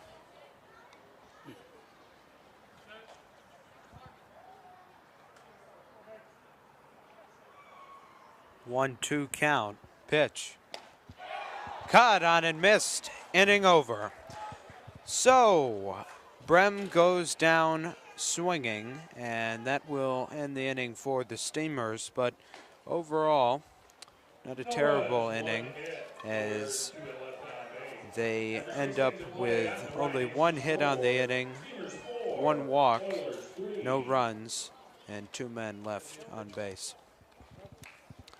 So, Coach Kenny, you're an assistant at Houghton now, is that correct? Yes. Yep. And how'd your season go this year? We won the most games we've won in the history of the program. We went 25-20, and Really? we're within and out of reaching the Empire 8 tournament finals. Lost in 10 innings on a balk call, a 2-out balk call, which would have put, if we'd won that game, would have put us in the finals against SUNY Brockport to go to the NCAA tournament. So Really? it was a good year. And we have most of them back next year. Well, that's good. As we head to the top of the 7th here. 4-3 is the score. Now, what was your thoughts yesterday? Were you anticipating the game to get canceled? Well, when I came by here at 10 o'clock yesterday morning, it was pouring and the sprinklers were on. So that's not a good sign. No, that's not a good combo at all.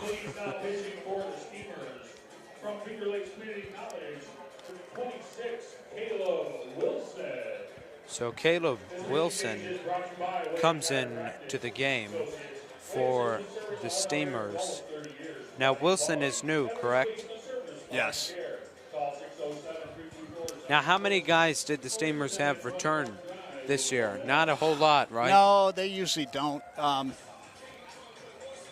Logan Hoyt returns, Ty Kenny returns, Argentiri returns, and I think that's it. There might be one other returning pitcher, but I think that's it.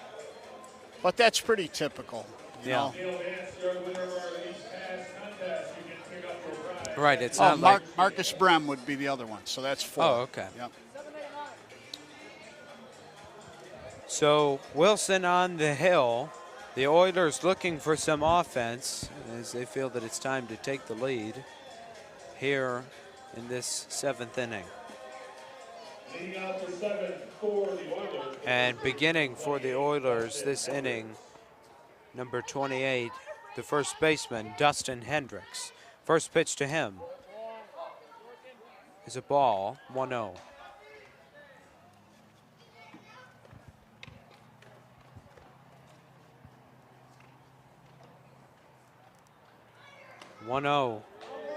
Good for a strike, 1-1. It's been a good game. There's been a lot of contact and it's been some fun plays in the field as the 1-1 is grounded to Brem, but he will not be able to make a play. And they will give him an error on that. So an E6, and Hendricks will reach. Ball was hit hard. He sat back on it a little bit, kind of got an in-between hop. It ate him up a little. Coming up to bat now for the Oilers, number 12, Brody Collins. He's the catcher.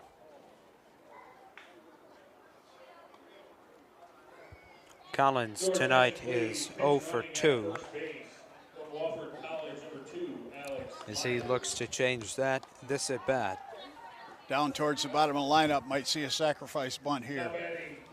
For the Oilers, the catcher number 12, Brody Collins.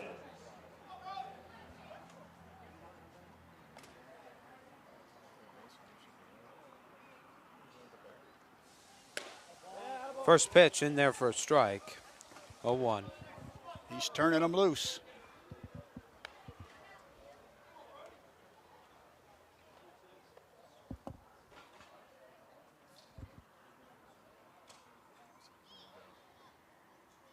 Pitch will miss, 1-1. What'd you think about that one? Did you think it was good? Too close for me. Not a bad pitch. Wilson will check up on Hendricks. You know, at Yankee Stadium, if that was the opposing team doing that, you'd get booed right now. They'd limit the number of times you can do it at that level. Collegiate level, all you want. Yankees play the Red Sox tonight as it's a 2-1 count. Last night, Yankees won by a score of 9-6. But right here and right now, the score here in Hornell is 4-3. Steamers up by 1, but the Oilers have no outs and 1 man on first, and a 3-1 count, hitters count, as Collins looks for his first hit of the night.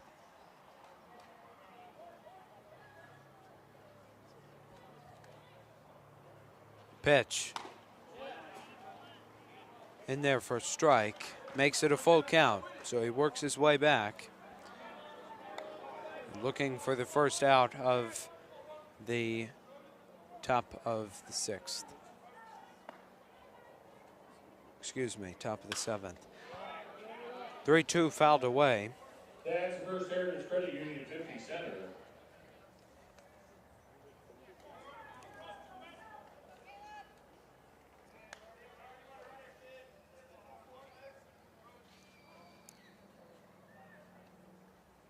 Pitch in the dirt. He'll work a walk. Went with a breaking ball, full count, and missed. Hendricks will advance to second as Collins is on first, and now up to bat is the guy batting number 9 for the Oilers, number 20, Thomas Bates.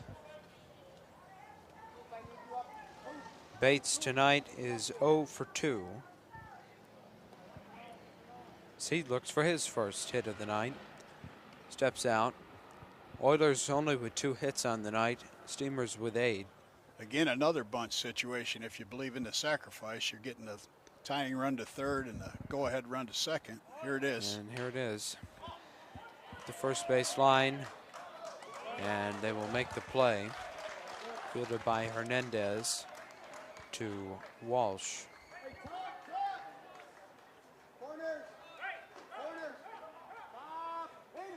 But it advances both runners into scoring position. So I'd say he got his job done. He did. Went to the first base line. Usually you go to third base line in that situation because the first baseman can charge. The third baseman has to stay back and read it. But a quality bunt got the job done. As the leadoff batter Wilson comes to the plate for the Oilers. First pitch to him is grounded, and Hernandez will grab it, and it will come out of the glove of Wilson, and it's 1 run scores, and here comes the second run. So both Hendricks and Collins score. And that one will hurt as the Oilers take a 5-4 lead. Got a little bit of a late break getting over. Looked like the ball might get through, and could possibly be a little of that moisture on the mound that slowed him down a little too. So made it a tough angle on the feed. Looked like he had it and had the runner beat. Just could not secure the ball.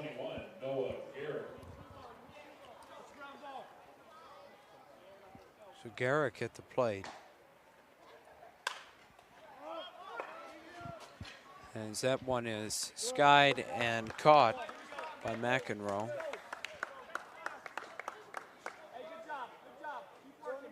For the second out of the inning. And now up to bat number 22, Bryce Neely, the center fielder. Now batting center fielder number 22, Bryce Neely. Good speed on it first. 5-4 the score, as he will not hold up his swing. He win. Makes it a 0-1 count. 2 away, 0-1 the count, and Neely at the plate. 2 runs have scored this inning for the Oilers.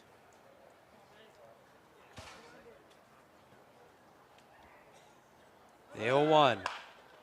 Grounded. Oh, what a play by Wilson, and he flips to Hernandez, who makes the play in time. So it's a ground out for Neely as the Oilers finally go down on outs, but they scored 2 in that inning as the Steamers await their chance to come back up. We're going to take a quick break here so that we can change out the scoreboard, so that we can change out batteries here on our camera. 7th inning stretch brought to you by the Hornell YMCA. So get up and join Miss Katie Fetzner as she leads us in, taking up the ball game.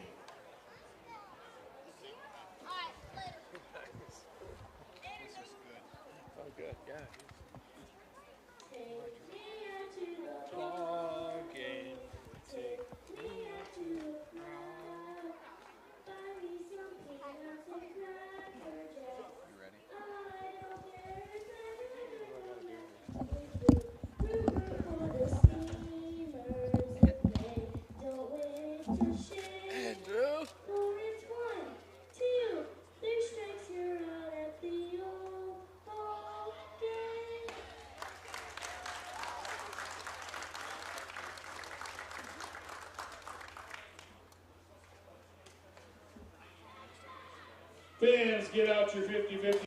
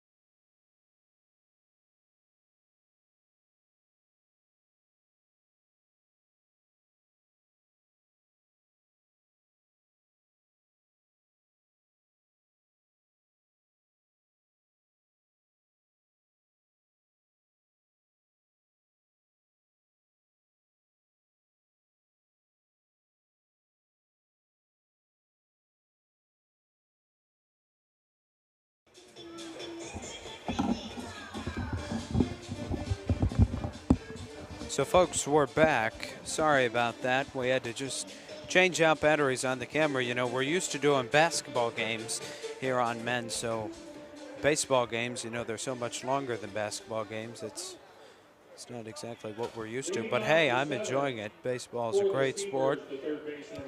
As new pitcher in the game, as McEnroe comes to the plate. First pitch in there for a strike. 5-4 the score. Oilers scored 2 runs last inning to take the lead.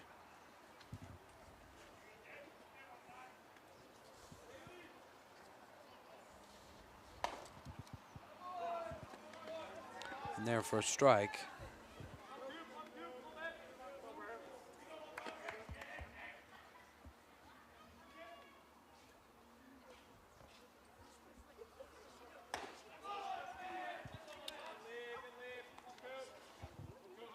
One, two, the count.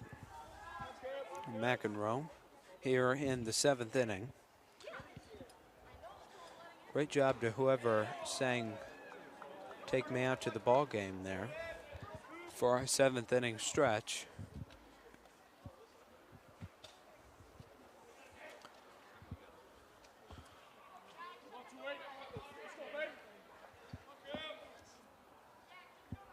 Here's a 2-2 pitch.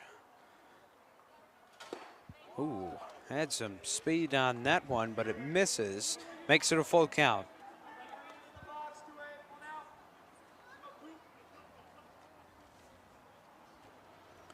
The payoff pitch, blew it by him, and he waved.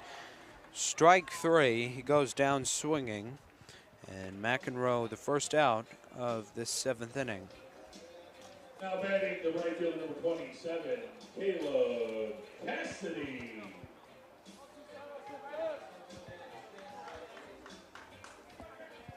In the game, I believe, is Jake Menendo.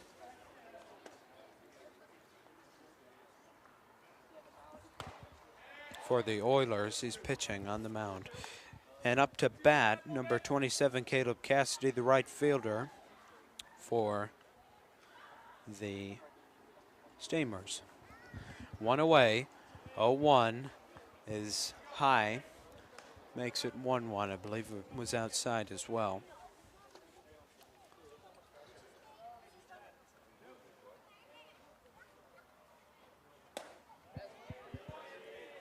One misses, makes it 2-1.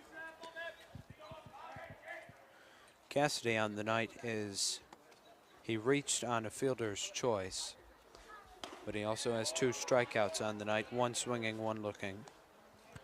As the 2-1 is in there for strike 2-2.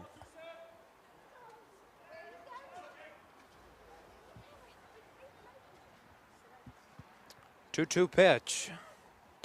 Caught on and missed. Struck him out swinging. Down goes Cassidy on strikes. And Menendo has a chance to strike out the side here. As Hernandez comes up to the plate.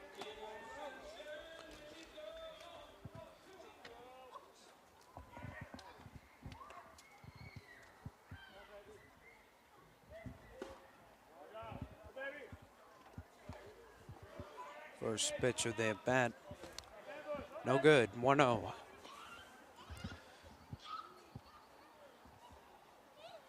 Here's the second pitch. 2-0. Well, Dad, I didn't have to move the camera very much because we had 2 strikeouts while you were away. And That's unfortunate. Menendo with a chance to strike out the side here, and he will not. Wait, never mind. It was a foul ball. He grounded it off his foot. 2-1 the count with 2 out.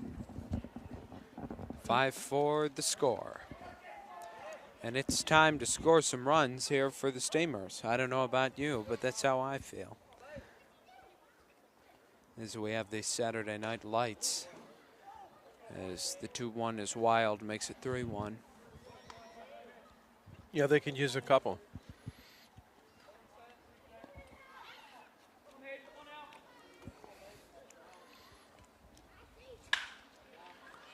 As the 3-1 hit to Bates, Bates fires to Hendricks, and that will end the inning. A 1-2-3 inning after Hernandez grounds out to second. So say goodbye to the 7th inning and say hello to the 8th. As due up for the Oilers is Chase Fisher, number 24, Caden Wolfley, and number 32, Kinzos.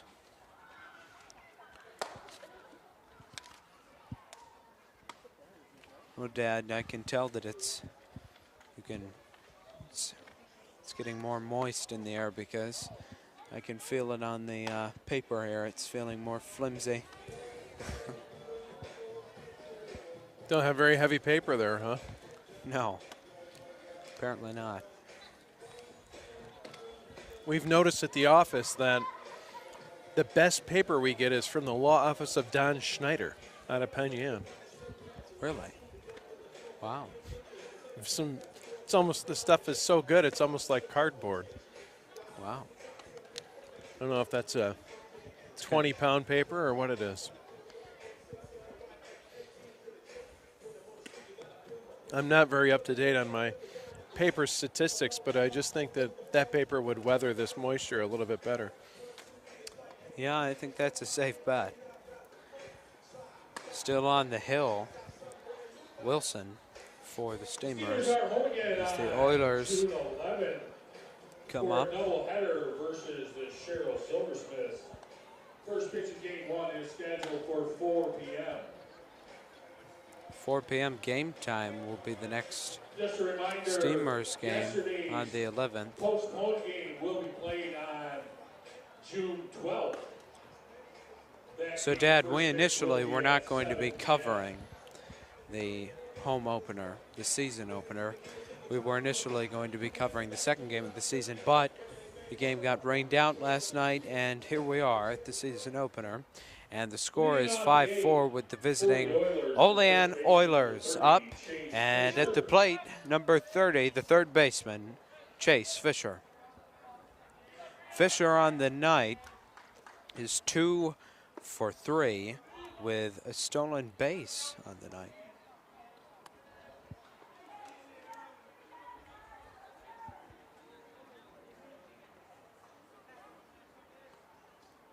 Wilson deals. Pitch. Swung on and hit the roof of the grandstand. We have a metal roof here, and so it's noticeable when it does hit. Yes, it is. 1-1 the count. Pitch. In there for strike 2.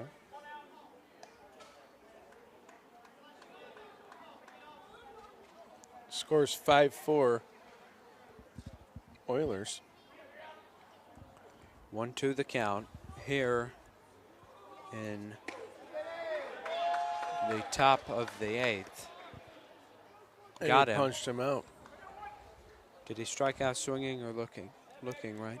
Yeah, looking. Hence why you said punched him out.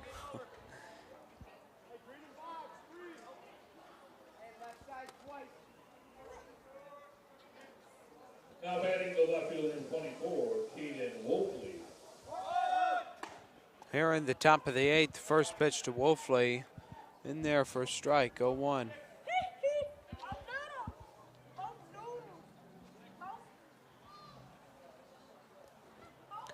Wilson will deal the 0-1 pitch. Strike 2. Wolfley does not like that call. Kind of shook himself there after the A little bit of a grimace. bobbed his knees. Pitch. Oh my. I thought I saw the ump twitch on that one. Twitch but no punch as it makes it 1-2 count. You gave a twitch when he saw the pitch.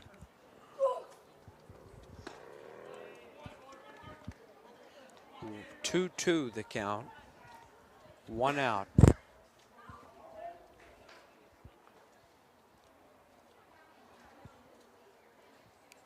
Curveball. Backdoored him. He gone. So 2 strikeouts looking in this top of the 8th as Keinzos comes up to the plate. Now batting the designated hitter, number 32, Ryan Kinzos. Actually, Keinzos is what they're saying up in the booth, so we're going to go with that. I've been saying it wrong.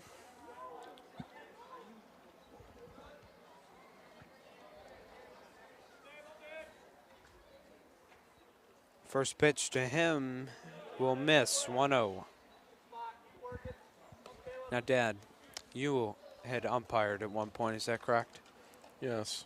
Did you have a bigger or a smaller strike zone? Bigger or smaller strike zone? Like, I guess I shouldn't say bigger. Did you have a big strike zone or a small strike zone? It's a nice play by McEnroe, and he fires to Hernandez and ends the inning. I'm not the one who dictates the strike zone, Micah. The rule book does. The runs go ahead, Stars open up on base. Okay, but generally, would you say you had a big or a small strike zone?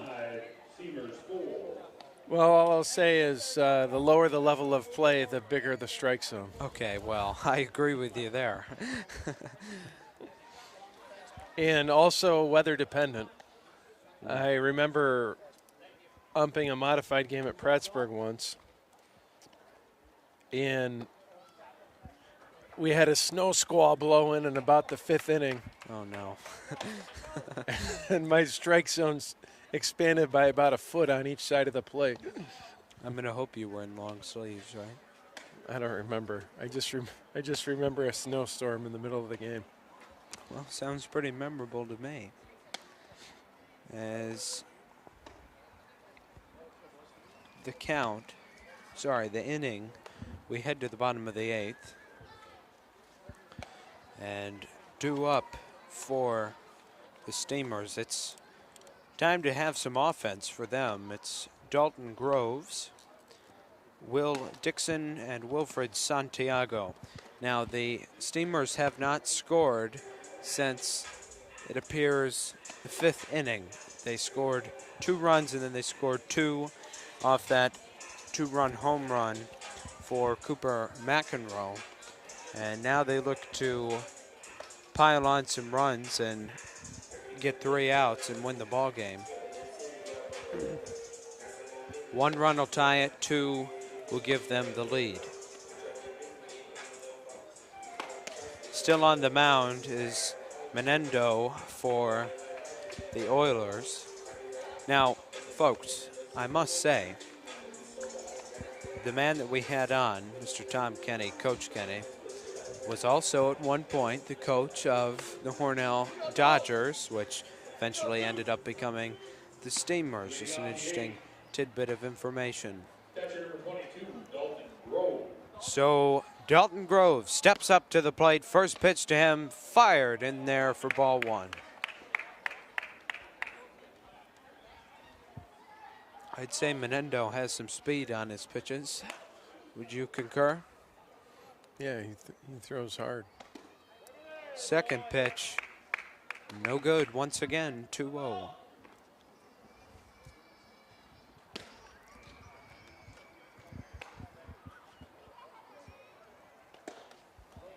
Pitch. No good. Once again, 3-0 the count. We might have a 4-pitch walk here. Steamers could use a runner. They'd be happy for it. And there he is. Groves gets on off balls. As Dixon will step up to the plate, number 34, the left fielder, at least the starting left fielder. And it looks like we have a timeout called by the umpire. See what they end. They're going to put in a pinch runner, it appears. The runner coming in, if I'm correct, is Davis Avera. So Davis Avera will come in for Dalton Groves. Played at Gulf Coast Community College and hails from Tallahassee, Florida. Your attention, please. The capital. Pitch running at first base for the Steamers from Gulf Coast. He was redshirted this season. Number 10, Davis Avera.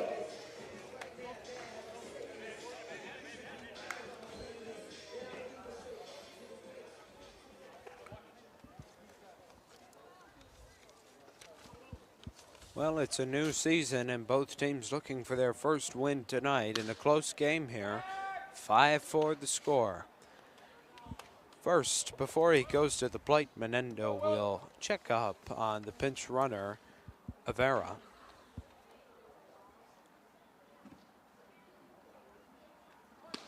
And the bunt is fouled away. Oh, it will not be caught. It nearly was. Let's get a replay. That was real close. Not a good bunt. Never want to pop it up. No, that's never a goal. And the scoreboard was in the way on the camera angle. Oh, my apologies, folks. It's a bummer. But take my word for it, it was close. 0-1 the count.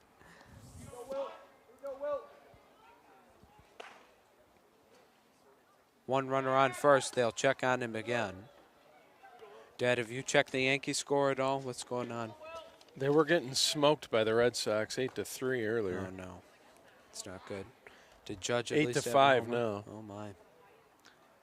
Pitch. Strike 2. 0-2 the count.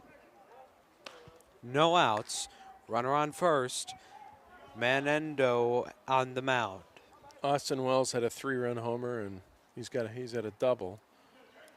Yarborough's given up 8 earned through 4. Oh, my. Here's the pitch. Swung on and foul. Just foul. Just missed. You see the replay here. Comes off the bat of Dixon. And it just lands foul. Boy, that would have been big if that would have been fair. But I think if somebody had told the Yankees they were going to get 5 earned runs off Garrett Crochet through 4 innings, they would have been very pleased. Yeah, it's definitely not over yet. As the 0-2 is no good for ball 1. Now the Red Sox are basically doing horrible at the moment. They're 30 and 35.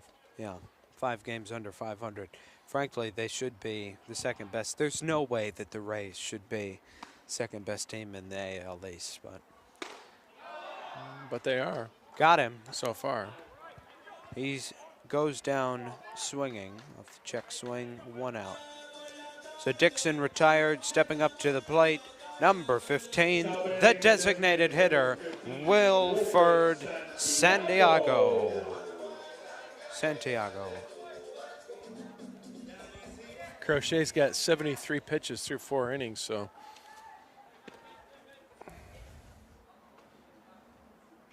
that's good for the Yankees. But they're still losing by 3. That's not good for the Yankees. Santiago's ready. There he goes. Runner goes. Here's the throw. The play is in time. Oh, Here's the replay. Close. So you see Avera runs, in the play. Boy, good camera angle there. I don't know about I that thought one. he was in. We're going to watch it again. So there he goes. Wow, that was a great throw. Sketchy. Right on the money.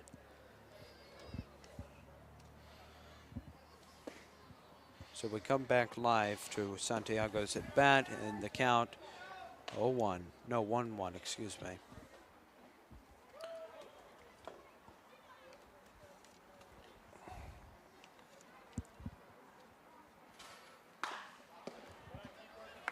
Well, that's definitely a big moment there with that play there pulled by Collins. No, I believe Jackson Ross is now the catcher. No, actually, it must be Brody Collins back there. It's the 1-2. Is in there for Steer, right 3. 3 up, 3 down, even though there was a runner on base. And here come the Oilers. Oilers look to add on to their lead in the top of the ninth. Steamers 4.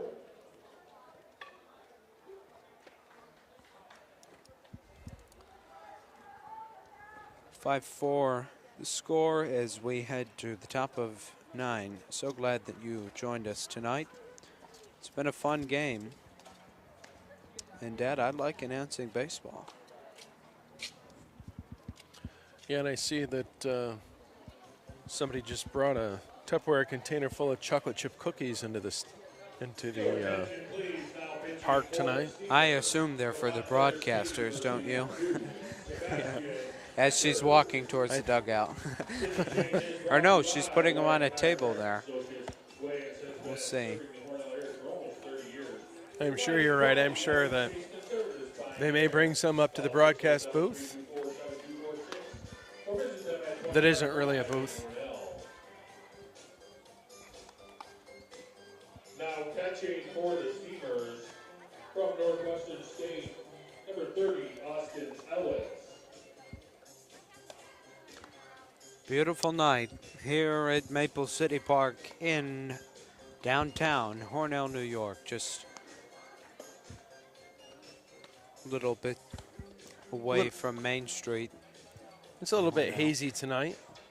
Yeah, sorry. Something less than a fog that's set in over the field. Just Now, do you think some of the haze that we had during the day, do you think it was from the wildfires in Canada? I have no idea. I wondered that. I just found out about these wildfires the other day. I found out about it today, but the person that told me at first said California was talking about the wildfires as if they were from California. And I was like, wow, boy, they really reached us here. Then I came to find out that it was actually Canada was where the wildfires are. Up to the plate now. Number 2, Alex Myers. I can tell you that the mosquitoes have gotten worse as the night has darkened. See if the Steamers can hold them here.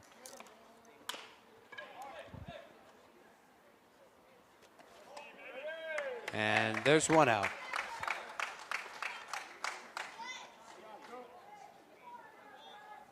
So Myers comes in and Myers is out. Grounds out. Now up to the plate, the catcher, number 12, Brody Collins. First pitch to Collins with one out from pitch. No good on the hill is number 2, Sebastian Ecker. Lefty.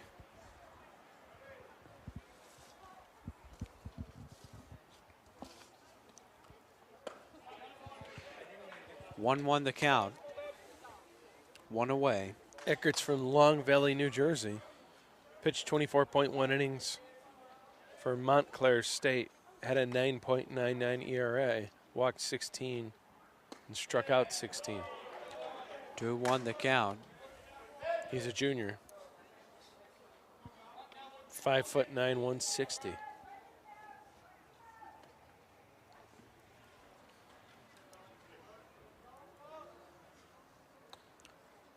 Ecker deals. Got him, strike 2. 2-2 the count, 1 away. Likes to go to the rosin bag on the move.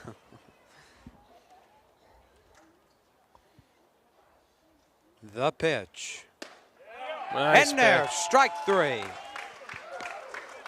Collins goes down looking for out number 2 of the inning, and here comes number 20, Thomas Bates. Bates, the second baseman. Now batting the third baseman, number 20, Thomas Bates.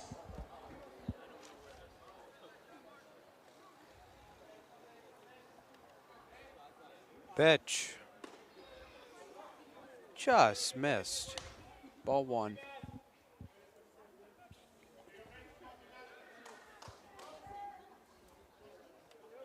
1-0 the count. The pitch. Ball 2. No, never mind. Strike 1. 1-1 the count. Looked a little low. Got a good call.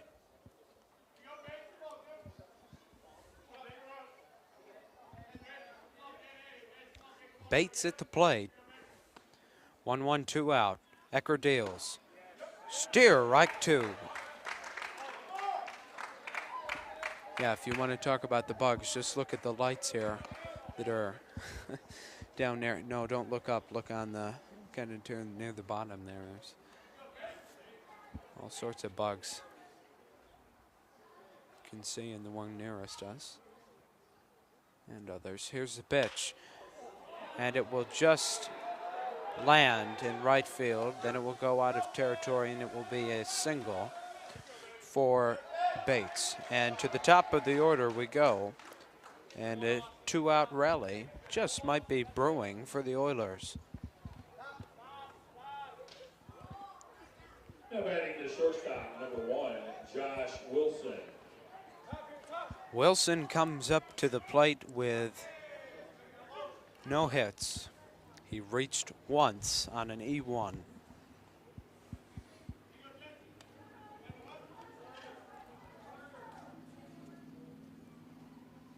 With 2 outs. The pitch to Wilson, fouled away, 0-1. That one, oh, almost got someone.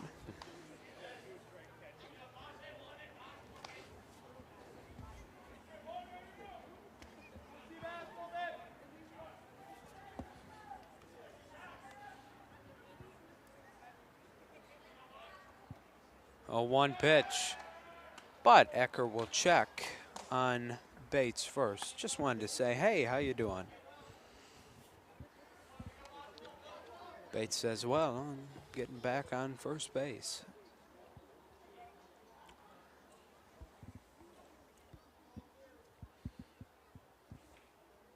Oh, 1.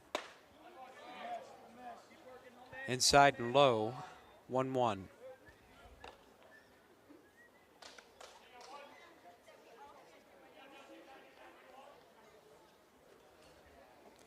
One, 2 out, top of the 9th, 5-4. Oilers with the lead, looking to add on to their score. Here's the pitch. Strike 2.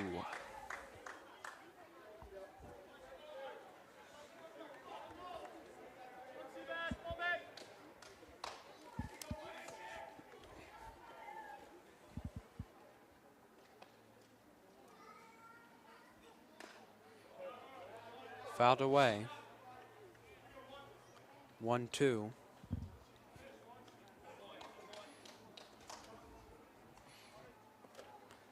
Catcher has to take a minute to buckle his shin guards. Thought he might have taken that one off the inside of the leg the way that one bounced up.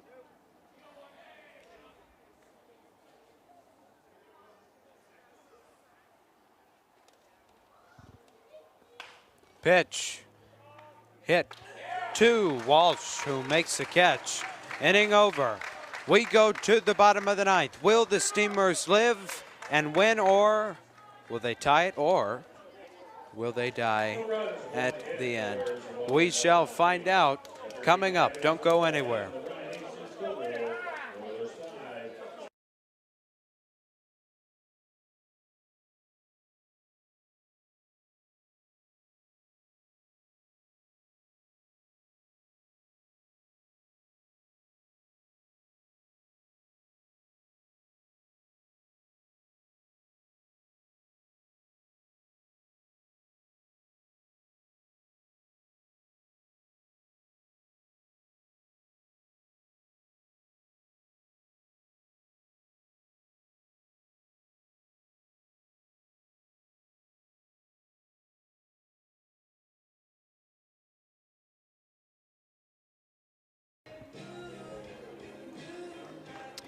So we await the bottom of the ninth.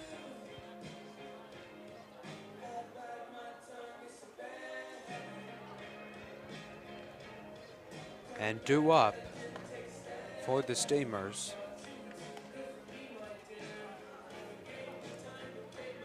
is Wyatt Argentary, and then the top of the order, so it will be Dylan Walsh and Marcus Sprem.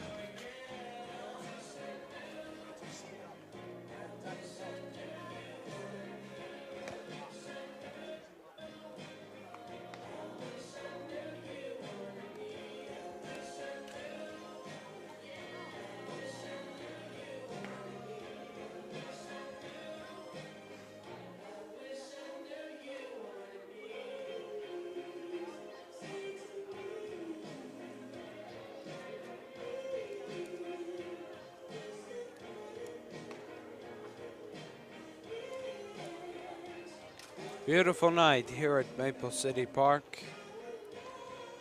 As coming up to bat, number 6, Wyatt Argentary. On deck, number 14, Dylan Walsh. The center fielder, number 6, Wyatt Argentary.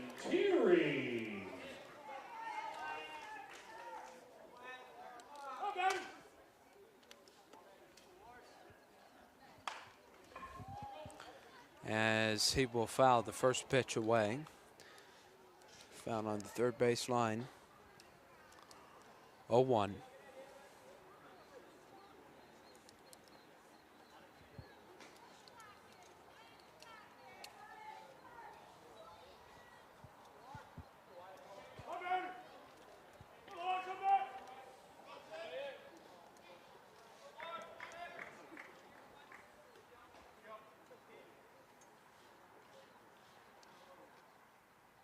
Pitch swung on, will be fielded by Wilson, who fires not in time. So Argentary will reach here in the bottom of the ninth. That's why you stick with it. And coming to the plate, number 14, the second baseman, Dylan Walsh. Broken bat single on that, Micah.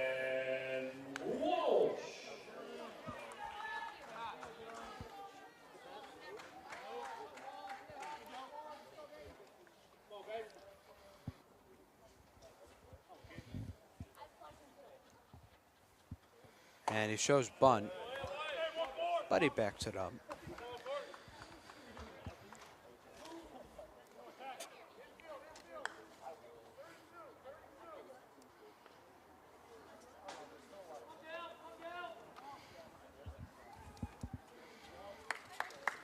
So 1-0.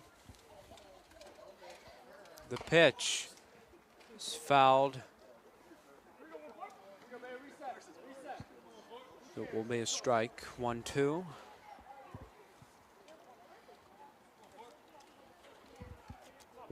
No one out. Runner on first. The runner is Argentary. The batter is Walsh. Walsh comes into the at bat with his 2 for 4. Looking for another hit. Shows bunt. He does bunt, and it's caught. Can they double him up? No, they do not. Nice play by the pitcher. Wow. We'll see if Argenteri is going to steal now that they couldn't move him over. So with one away, here comes Marcus Brem. Marcus Red. Brem on the night is 1 for 4, excuse me, with a double. I think he struck out in his last at bat. That is correct. Went down swinging for the 3rd out in the 7th inning. No, of the 6th inning, excuse me. First pitch, strike, 0-1 count. 1 away. Argenteri on first. We'll see if he goes at some point in this at bat.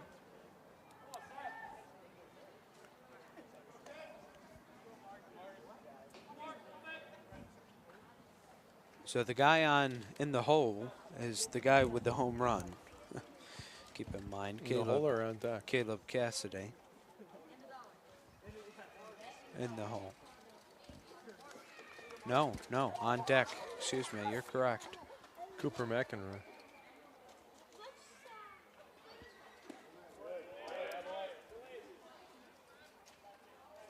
Boy, wouldn't that be something?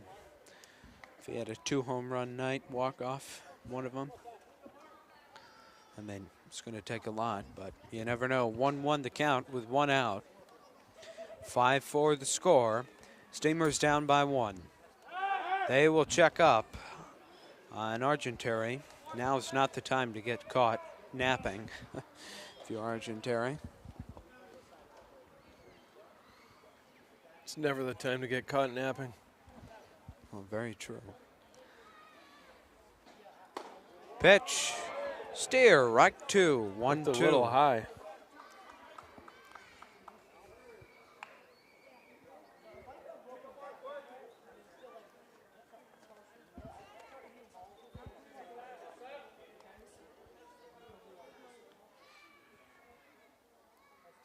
Here's the pitch. Caught on and foul. Count will remain at 1-2.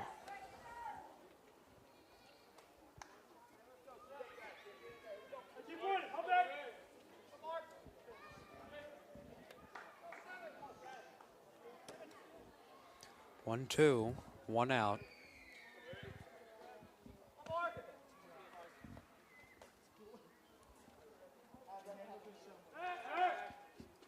And they will check up on Argenteri again.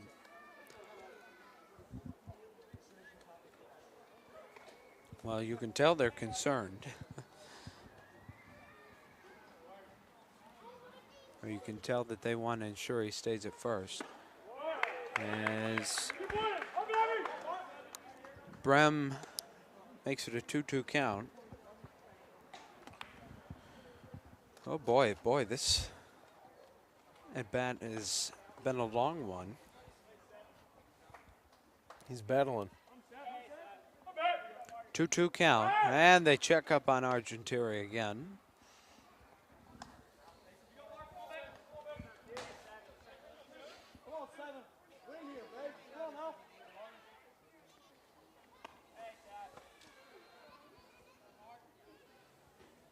Pitch, ground ball, fielded by Wilson, but there will be no attempted throw.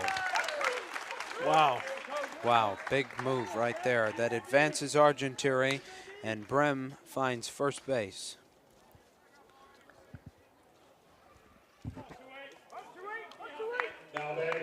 And the man at the plate is the man with the home run, Cooper McEnroe, the third baseman.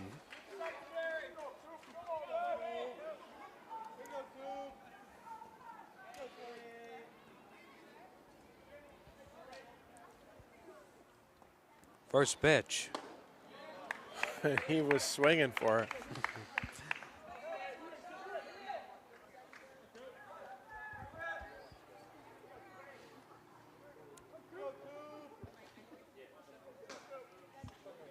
Oh, 1. Low. 1-1. 1-1, 1 out.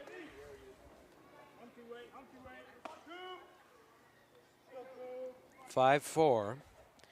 Steamers down by 1. Here's the pitch. Oh, broken bat. And they will not be able to make a play after it's missed, so that will be an error and the bases will be loaded. I lost the ball on that, Micah. I saw the bat fly towards short, and I thought the ball was going in the same direction. I didn't even see where the ball went. Trying to track it in the camera. It ended up going to the first baseman who just couldn't grab it. 2 infield hits this inning, huh? Well, I don't know. That might have been an error.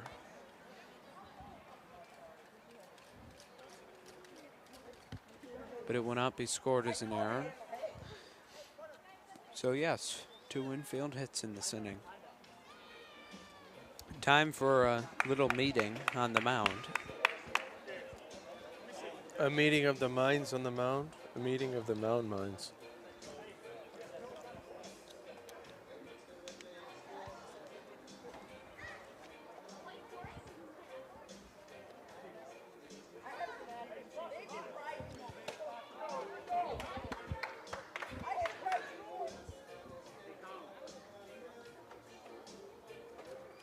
Well, I would say that this crowd would like to see a rally.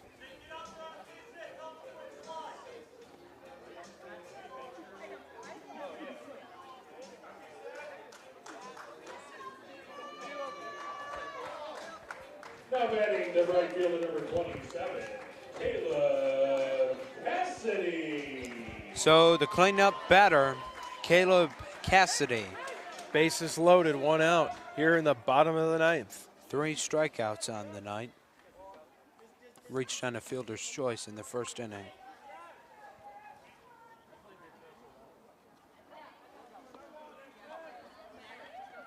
Menendo ready to fire. Here's the pitch. In there, strike 1. 0-1 the count. 1 away in this inning. Runner on first, second, and third. Runner on third is Argentary. Runner on second is Brem. Runner on first, McEnroe. And the 0-1 is blew by Cassidy. And he swings, and it's 0-2.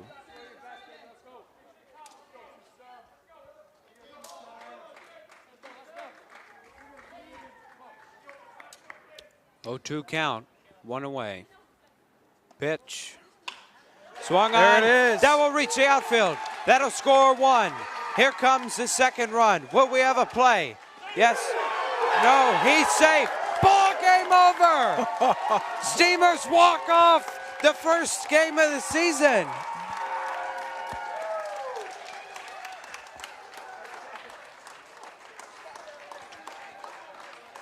What a game, Micah. Yes, it was indeed. The ump got taken out on the last play, too. Yes, he did. Oh, my goodness, as they slid in. He called safe in midair. Yes, that was quite the game. As the final score is 6-5.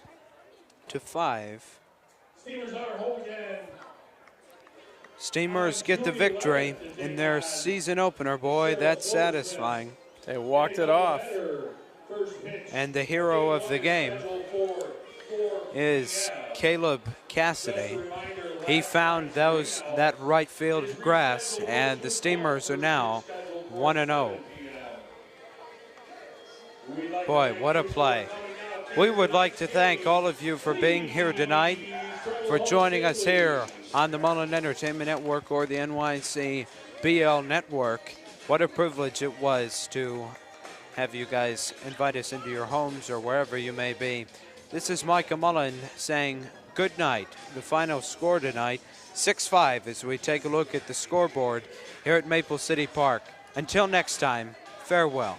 Have a great rest of your weekend.